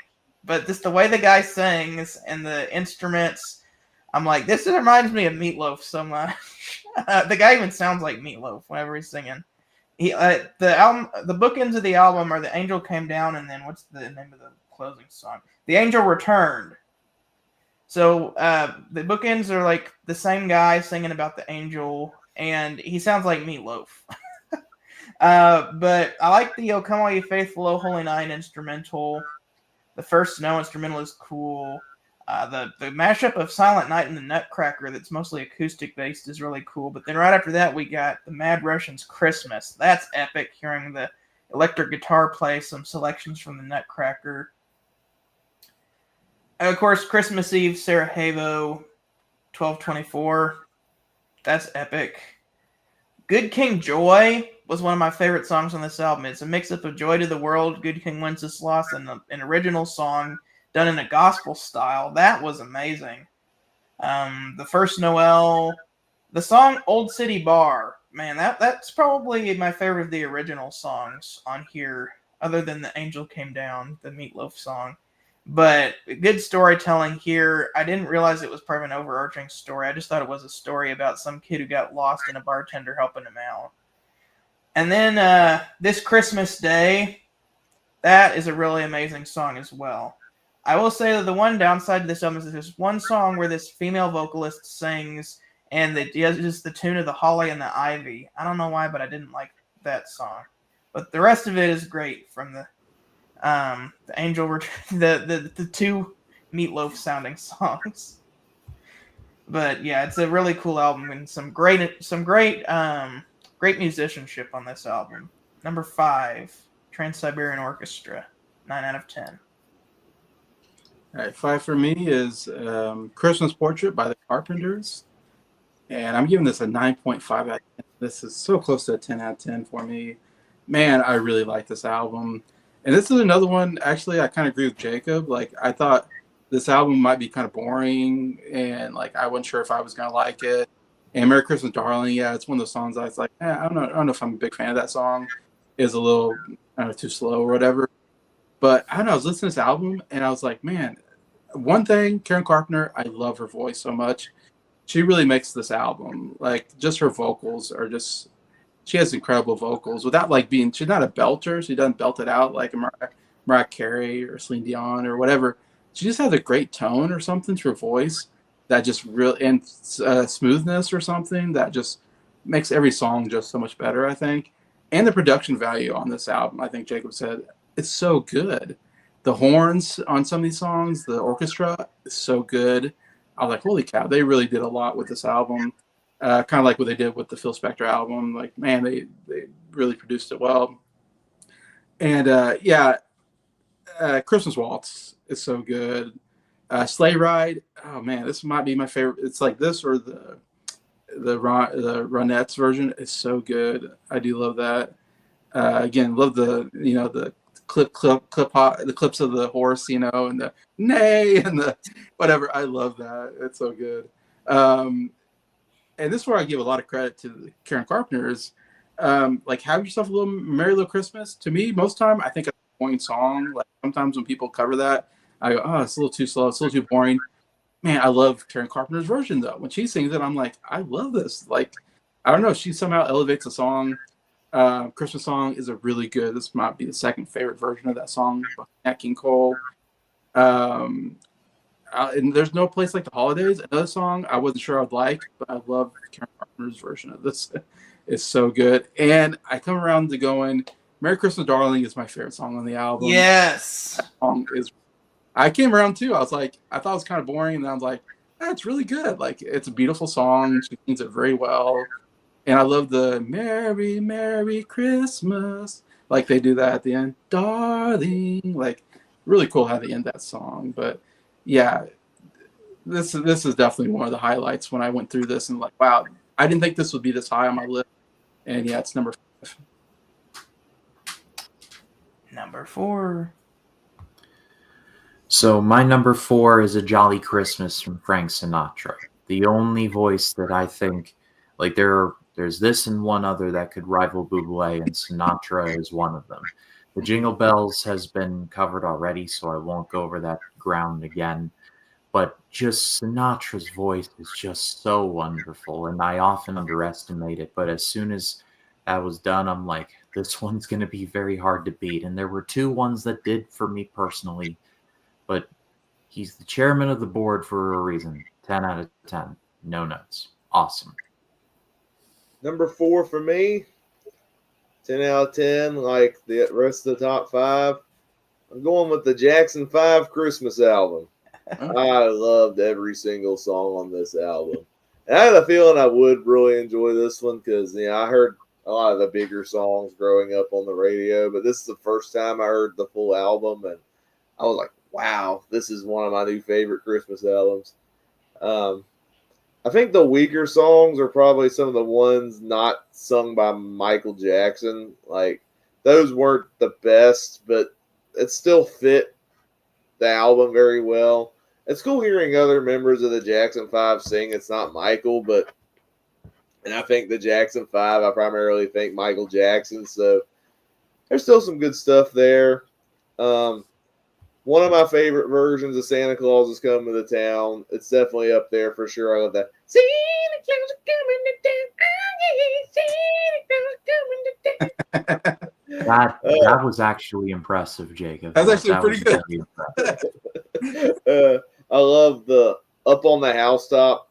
They have my favorite version of Up on the Housetop. I love the funky rendition of it. I like how they tweak the vocals around about how this sibling wants this and this sibling wants that. And okay, it's really clever. I really like this. This is how you do clever right. Not Andy Williams rewriting the 12 Days of Christmas. Like, that was weird. They also have my favorite version of Frosty the Snowman. I like the groove of that song. Frosty the Snowman was a jolly happy soul. And then there's that cool bass guy who's like, there must have been some magic in those two cats they found. I'm like, oh, I love that guy. I don't know which Jackson that is, but he can. I think that's Tito. That's Tito. I think. I like Tito. I love a lot of the songs. Their cover of Someday at Christmas was really good. Give Love on Christmas Day is very underrated. I'd never heard their version of The Little Drummer Boy before, but it's one of my new favorite versions of that song. Michael is killing it on that one. He did a great job singing that. And I'm very nostalgic for I Saw Mommy Kissing Santa Claus. Still one of my favorite versions of that song. Even though, that Michael tying it to his dad, that's kind of a creepy vibe if you know the backstory. But if not, it's still a catchy little song for the kids to sing. I like the song. I've always liked it. Still probably one of the more iconic versions of the song. This is definitely a 10 out of 10 album for me. Number 4. Number 4 for me is Vince Guaraldi and a Charlie Brown Christmas. This is just a classic jazzy Christmas album. Even though it is the soundtrack to the holiday TV special, I feel like it stands really well on its own as well, even if it wasn't a Charlie Brown soundtrack. Like, this would have been a great jazz Christmas album. It has even more meaning now that it's tied with the Charlie Brown special. But really great version of O Tannenbaum to start out. That it's played in the movie when Linus is looking for a Christmas tree. What Child Is This? That's a really good rendition, even though I don't think that was actually used in the movie. No. Neither was the Little Drummer Boy version that's on here. But I really liked it, though, with the children's choir going. Linus and Lucy, classic. I love that song. Great piano playing. Man, Vince Guaraldi has just great piano skills. You got 2 versions of Christmas Time Is Here. I actually do like the instrumental version better. I like both of them. The vocal one is the one that's mainly used in the beginning of the movie, but I like the instrumental one better because he kind of goes off and does all these piano solos throughout, and it just shows what a great piano player he is. Skating, I love that. Dun, dun. Hark the Herald Angels Sing. And I like the Christmas is Coming song. I like that. Boom, ba-dum, ba-dum, boom, boom, boom, boom, boom, boom, ba-dum, boom, boom, ba-dum, boom, boom. And then quiet. Ba, ba, ba, ba. And then loud. Ba, ba, ba, ba, ba, ba, ba-da, da, da, da, da, da. Oh, I love that song.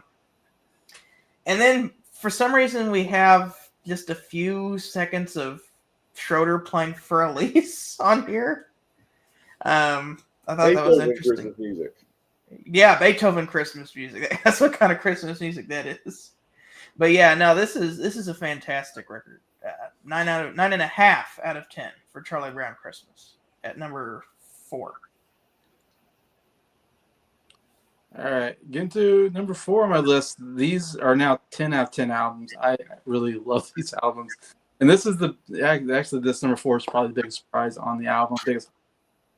I like this a lot more, I think, than everybody else in the group, and that is Andy Williams' Christmas album. Oh wow! Yeah, 4, yeah, and I know everybody got it a little bit lower. That's all right. That's what I was referencing earlier. I'm like, because I know you love that album. I'm like, your love for the Andy Williams album to me with Johnny Mathis. Well, I thought you were talking about Josh Groban for some reason.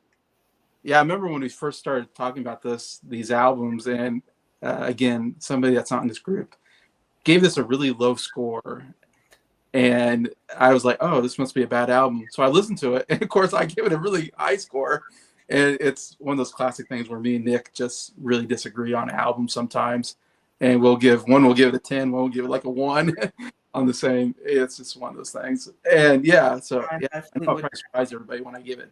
And when in the group I give it 10 out of 10, but everybody's like, "Are you crazy?" Probably, and I'm like, I really like the album, and I'm not like a big Andy Williams fan or anything, but I don't know. Again, his voice just worked really well for me.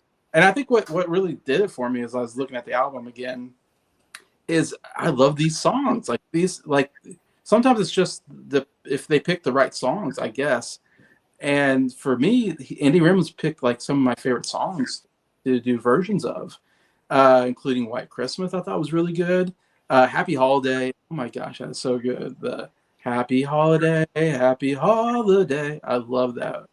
And the holiday season, Santa Claus on his way, whatever. Oh, so catchy. Absolute, probably the biggest song on here, most well-known song. But I love all those versions of these songs. The Christmas song I thought was really good. It's the Most Wonderful Time of the Year, another absolute classic. I think that his version is played a lot on the radio, and I heard growing up. I always love that song. It's just a nice song. It makes me smile. My favorite actually is the First Noel, though. I thought his First Noel was so good. That one definitely was one that I was like, oh, and I love that song. That's a song that I always like. Usually anybody does First Noel, I like it. And Oh Holy Night, that kind of surprised me because I didn't know if he had the pipes like, a Celine Dion or a Groban or whatever to really hit that song. And I thought his version of Oh Holy Night was really good. I was like, yeah, this is a really good, so this is an album. I'm like, every song, I'm like, this is good. This is good. This is good.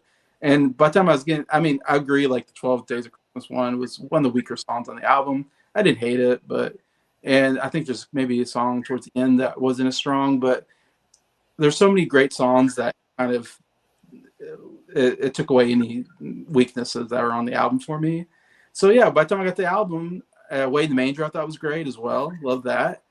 And so when I got the album, I was like, is this a 10 out of 10? I was like, surely this can't be a 10 out of 10. But the more I thought about it, I was like, but I liked like almost every song and I really enjoyed it. And it didn't have any like really slow parts. Like, again, Frank Sinatra, Bing Crosby, Nat King Cole, great singers. Their albums just had some slow parts for me that I got bored with. This Andy Williams album, I just never got bored. And that's why it's all the way number 4 on my list. All right. Well, now we got number 3. So number 3 is White Christmas by Bing Crosby. This is one of the other two voices that I'm like, it was there for a minute, but this is just classic. Obviously a classic.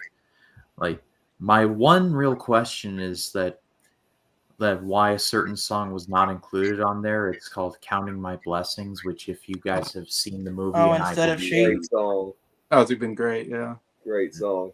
I love White Christmas, but I love that song even more. I'll go out of my way to listen to that because it's not necessarily a Christmas song, even though it fits the mood. It's like a good song about gratitude, period. And so, It's actually in the White Christmas movie. Yeah, it is. Yeah. No, I said it's not on this album. That's what I was saying. Yeah. And it should have been. Period in his sense, this is another 10. I love this thing so much. Bing Crosby is sorely missed. All right, my number 3.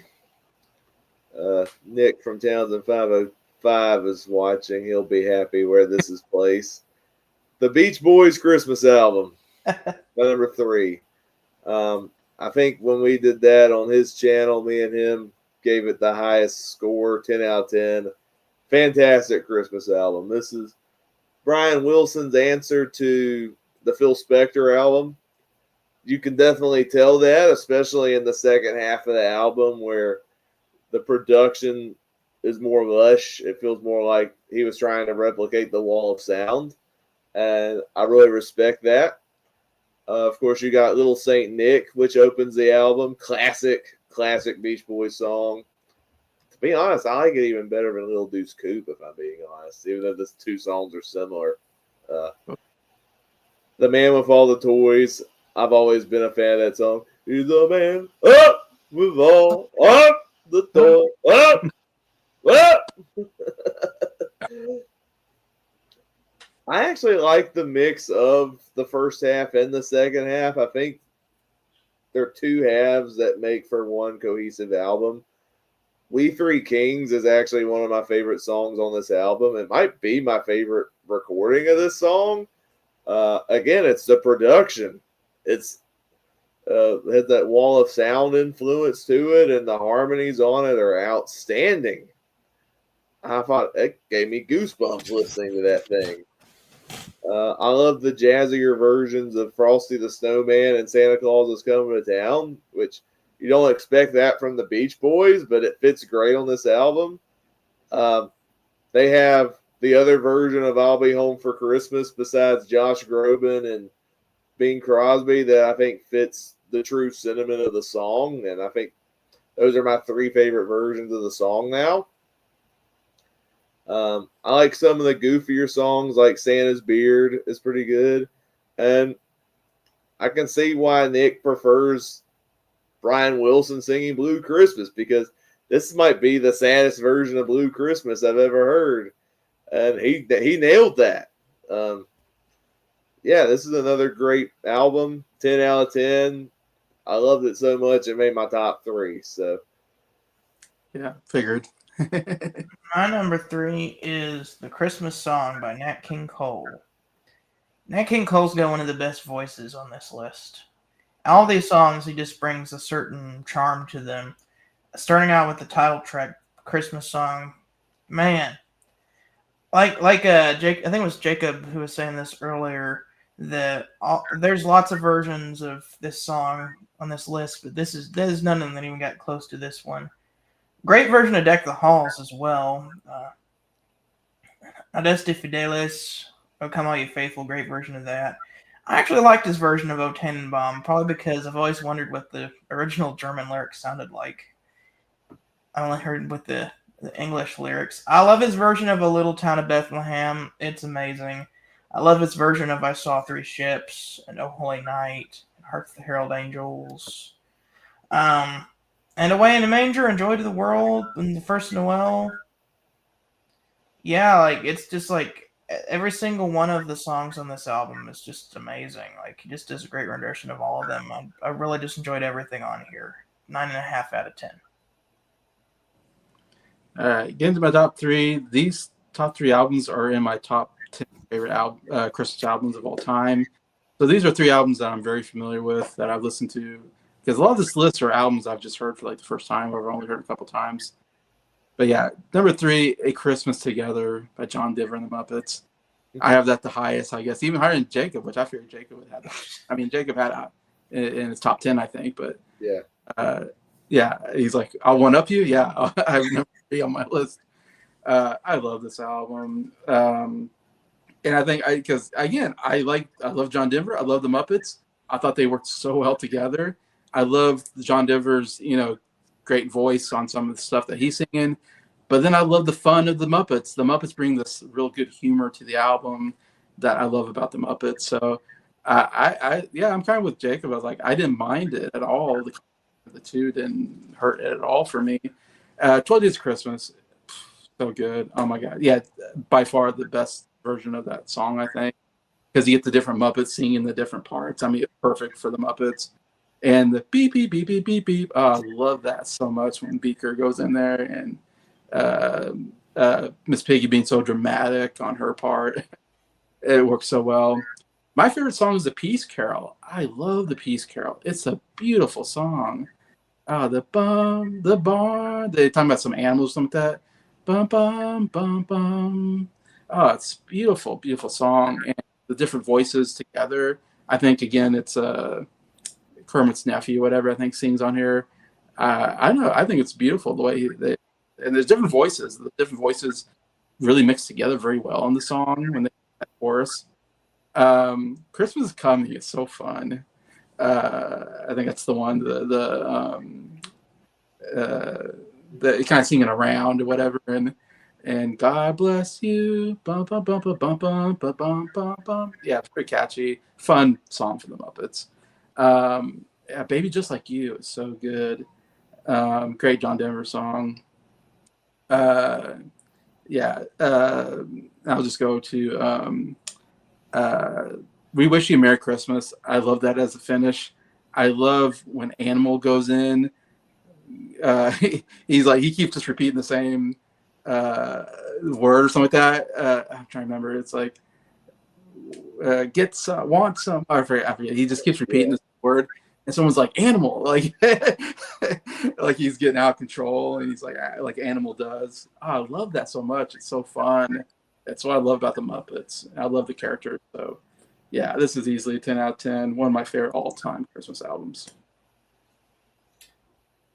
Top 2. Let's do it. You're muted.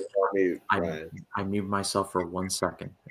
I'm useless. I'm useless past 9 o'clock. My number 2 is Noel by Josh Groban, and this is. I nearly cried at I'll Be Home for Christmas, and that's been talked about on here already, so I won't get into it too much, but just what a beautiful piece of business. Like, Josh Groban is just operating in a class by himself here. I mean,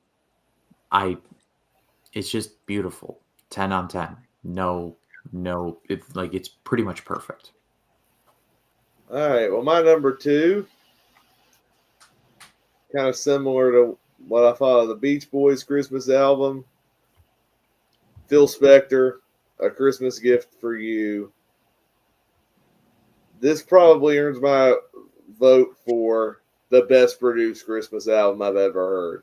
The wall of sound on all of these songs were amazing. Even the ones from Bobby Sox and the Blue Jeans. Those are like the weakest songs on the album, yes. But I still like them because of the way they're produced and arranged. Even on the Bells of St. Mary's, it's like a very lovely production. And I still like it for that alone. But yeah, the standouts for sure. Darlene Love is easily the standout here. Christmas Baby Please Come Home is a classic. She has a killer version of White Christmas. I love her. I love Marshmallow World. Sorry, Scott. I still love her singing that song. And Winter Wonderland's good. The Ronettes have some great ones too, like Sleigh Ride's very iconic. And the Winter Wonder. No, they didn't do Winter Wonderland. That was Darlene Love. Frosty the Snowman. That's another good one. And also shout out to the Crystals. Jason, you didn't like Parade of the Wooden Soldiers, but that song made my top 5. That's like the most underrated song on this whole album. It's one of the biggest earworms on this whole album. If you've been following my channel, not only was this one of my favorite Christmas albums, but this made my top 10 discoveries of 2024. This was like number 8 on my ranking. This was the only Christmas album that did that. I thought this was an outstanding record. Even the cheesy end with Phil Spector greeting. I'm like, hey, I love this album. That's cool that I'm being appreciated for enjoying this album. So, yeah, you know what would have made it even better? But you lost that Christmas tree. They're missing it. Yeah. Still missing it. Okay, my number 2 is "Merry Christmas" by Bing Crosby. These last two, I actually own these last two on record. That's how much I like them. This was the one that I always played on cassette tape as a kid, so a lot of it being this high has to do with nostalgia. But Bing Crosby is also like a really great singer. Silent Night, great version of that. Great version of "Oh Come All You Faithful." His White Christmas is like the gold. This whole album is pretty much what I consider the gold standard of Christmas albums. Even though I have one that I placed higher than this. God Rest You Merry Gentlemen, great version of that. Faith of Our Fathers. Of course, I'll Be Home for Christmas. I think this is the original version of I'll Be Home for Christmas. I'm not positive, though. I like the jingle bells that he does with the Andrews Sisters. So, like, it's beginning to look a lot like Christmas. Christmas in Killarney. Man, that's a fun song. Kind of like this Irish thing. The holly green, the ivy green, the prettiest picture you ever seen. And then Mele Kalikimaka. So we got like an Irish Christmas song, and then we got a Hawaiian Christmas song. I like that he does like different like cultures Christmas songs. That Mele Kalikimaka is another earworm out here. Mele Kalikimaka is a thing to say on a bright Hawaiian Christmas day. Great version of Silver Bells. This is just, if you want a good no-nonsense Christmas album that's just like the standards with no frills, do this one. 10 out of 10. Number 2. Yeah, I wish we could have gotten the David Bowie duet. That's like my favorite. Man, well, this came out in the 50s. David Bowie was either very young or not born yet. I will say though, like that would have been cool to put on an album. Somewhere. Yeah, that's what I was thinking. Just the message behind that. Oh yeah. Peace on earth and everyone like getting along, and then like saying that with two people from two completely different generations. Like very powerful song. Yeah, I love that. Number 2, I've got Noel by Josh Groban. So I agree with Ryan on that. We are totally in sync. It's pretty cool. I got 2 versions of the album. I've got this is the deluxe edition, which I bought on my own because my favorite song was "Oh Holy Night." It's not on the original version, which is, I can't believe that song is so good. It's definitely one of my favorite versions of that song. That and Celine Dion are so good. It also has "Believe," which I love. "Believe." Oh my gosh. It should have won the Oscar, in my opinion, for Polar Express. But yeah, so I got this just so I can get those 2. And this actually, it was my grandma's. My grandma died last April. And when she died, I got to take some of her CDs that she had. And I took this one because it's the non-deluxe one, the original one. So I like having this. So it's like, remember my grandma that she used to listen to. And grandma had good taste in music, I guess. This is, in fact, Josh Groban. I'm sure she was popular amongst grandmas, but I love Josh Groban too. He's got a great voice. I love his voice. And this was easily, again, 10 out of 10 album, just because his voice is so just beautiful. He has that kind of almost operatic style to him. Just really full voice and a very good tone to it. But yeah, like you guys mentioned so many great stuff from this album. But yeah, Silent Night, of course, that's just a beautiful song. Love his version. Love Little Drummer Boy.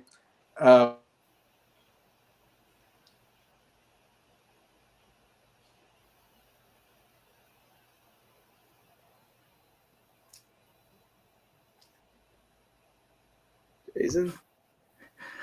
Either he's taking a really long think or he is frozen. It's probably the latter. Oh, man. Well, Still. Oh, and he's gone. well. And Oh, he's back. I think. oh man.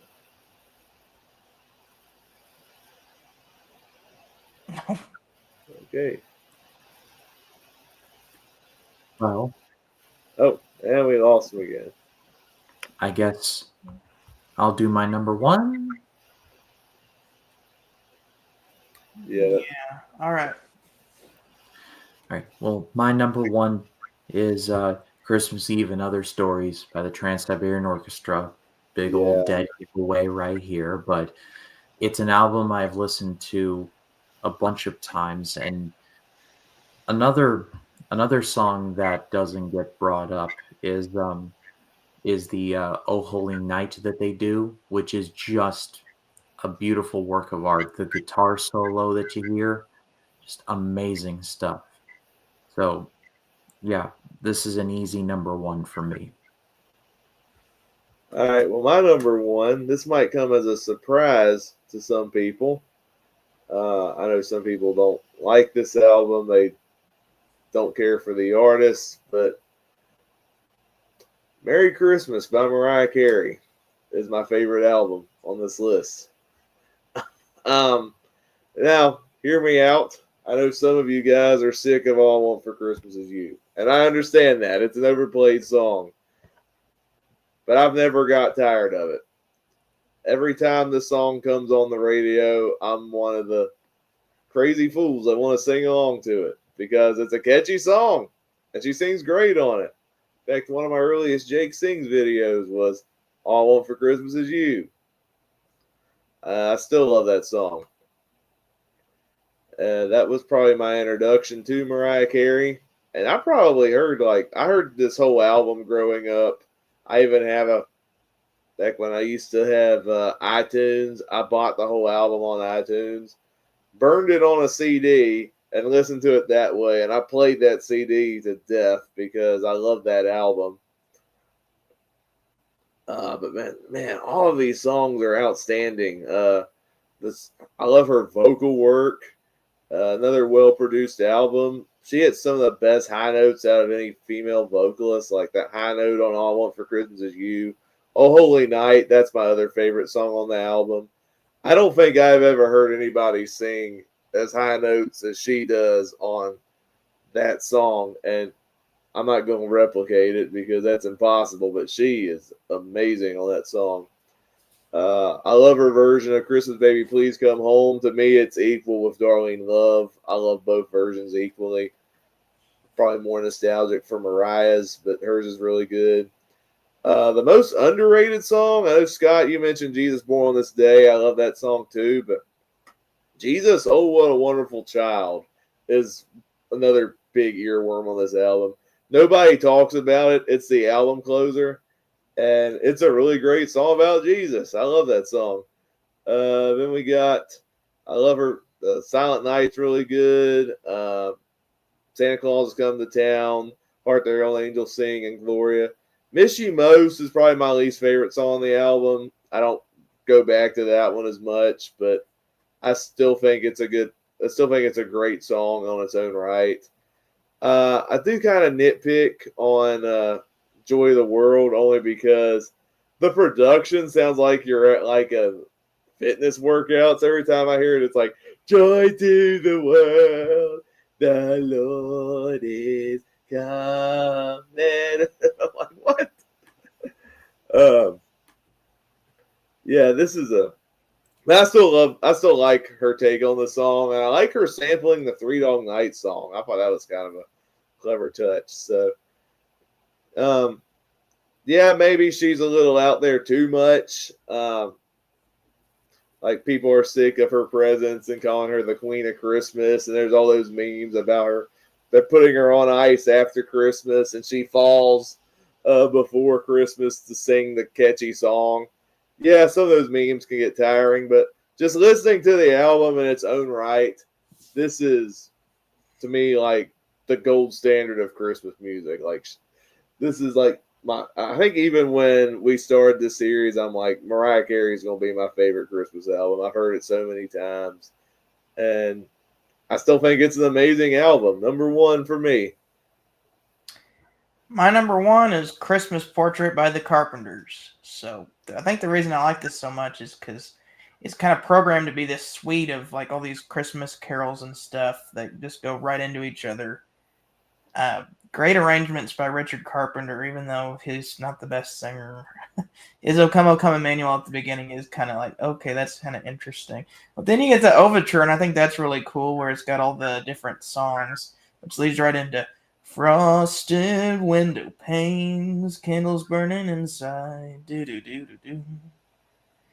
And this version of the Christmas Waltz is just so good. And then you get Sleigh Ride right after that.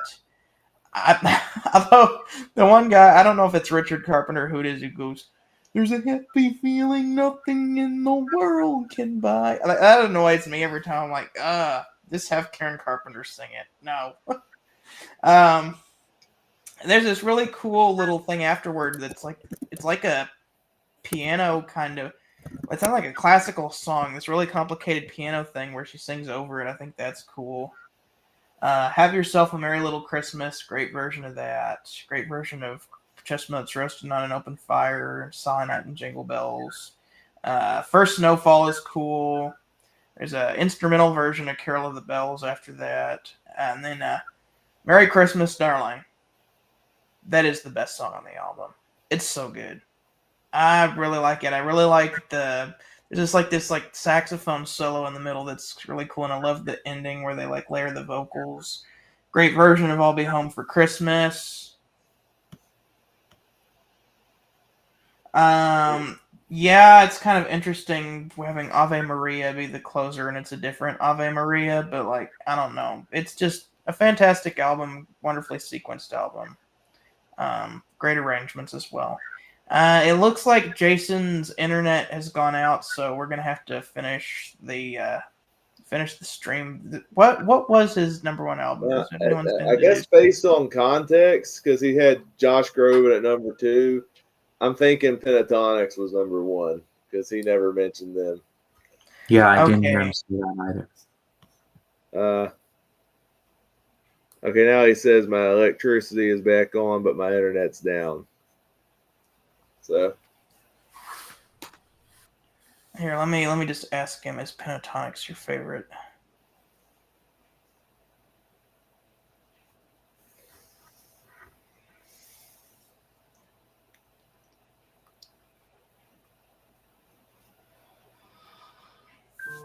Let's see. I'm going to go ahead and read my entire list. Yes, Pentatonics was Jason's number 1. Okay, my list.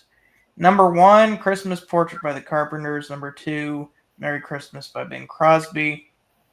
Number 3, Nat King Cole, Christmas Song. Number 4, Charlie Brown, Christmas. Number 5, Trans-Siberian Orchestra. Number 6, Johnny Mathis. Number 7, Elvis's Christmas Album.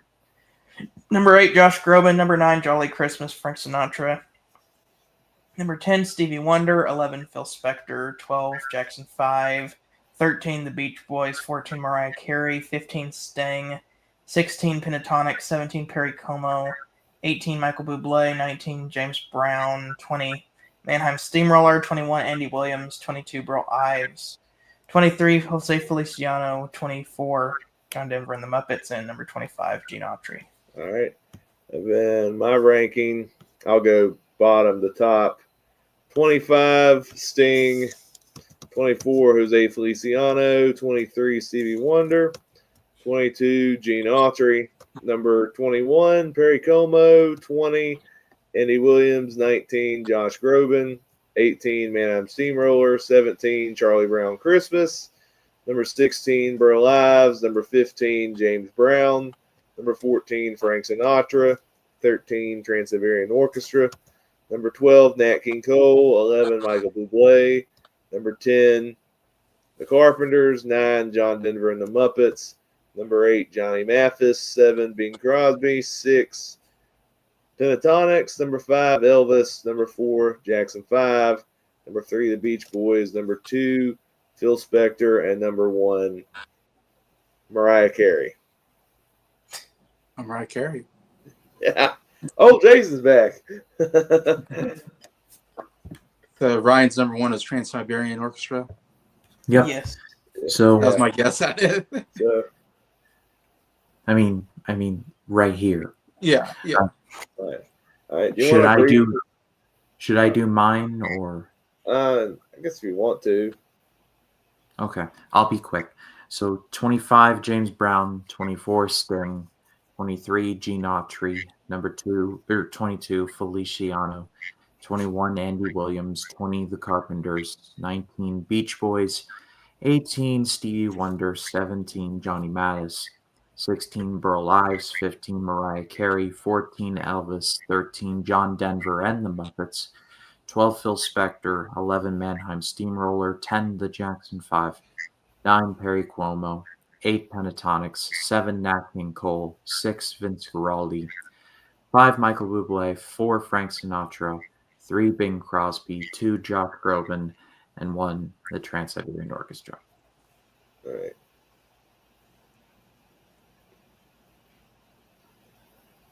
I guess Jason, since you're back, you want to explain I'll the talk about the Pentatonics? Pentatonics.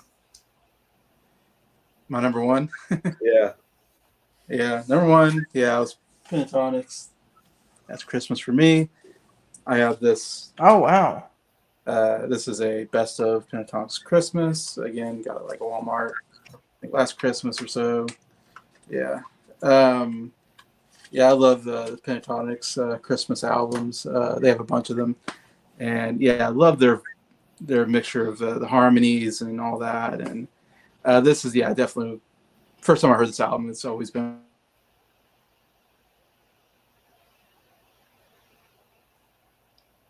Oh, no, not again. It happened again. Am I going out again? Oh, there we go. You just froze. You're back. Mary Did You Know is my favorite version. That's my favorite Christmas song, favorite version of that song. I mean, when they do that, Mary Did You Know? And they do it kind of around, and then it gives me, I think someone said this, it gives me goosebumps every time I hear them sing that, and the presence of the Lamb, like, oh my gosh, those notes they hit are so huge. And it's such an emotional song because it's about Jesus too, and as you said, some of the best lyrics I think ever written. The son that you delivered will soon deliver you. So good. But yeah, and I won't go anymore, but yeah, it's fantastic. I love their music. All right. Did you want to do your entire list? All right. Number 25 was the If on Winter's Night. 24, Christmas by Mannheim Steamroller. 23 was the James Brown's Funky Christmas. 23, Feliz Navidad. 21, Season's Greetings by Perry Como. 20, The Christmas Eve and Other Christmas Stories. 19, Gene Autry Sings Rudolph. 18, Have a Holly Jolly Christmas by Burl Ives. 17, Christmas by Bublé. 16, Elvis Christmas Album. 15, The Christmas Song.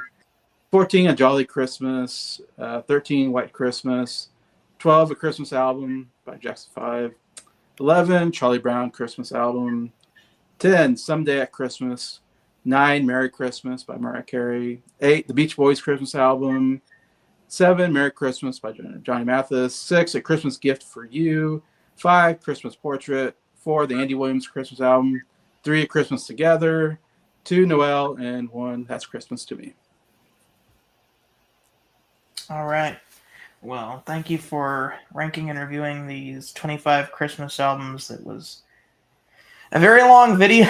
We got through it. Thank you for staying on this long.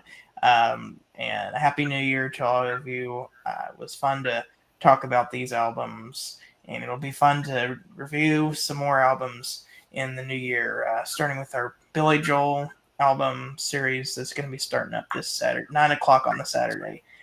We will see you guys later. Have a great rest of your day, and remember, music is art and art is expression. See you later.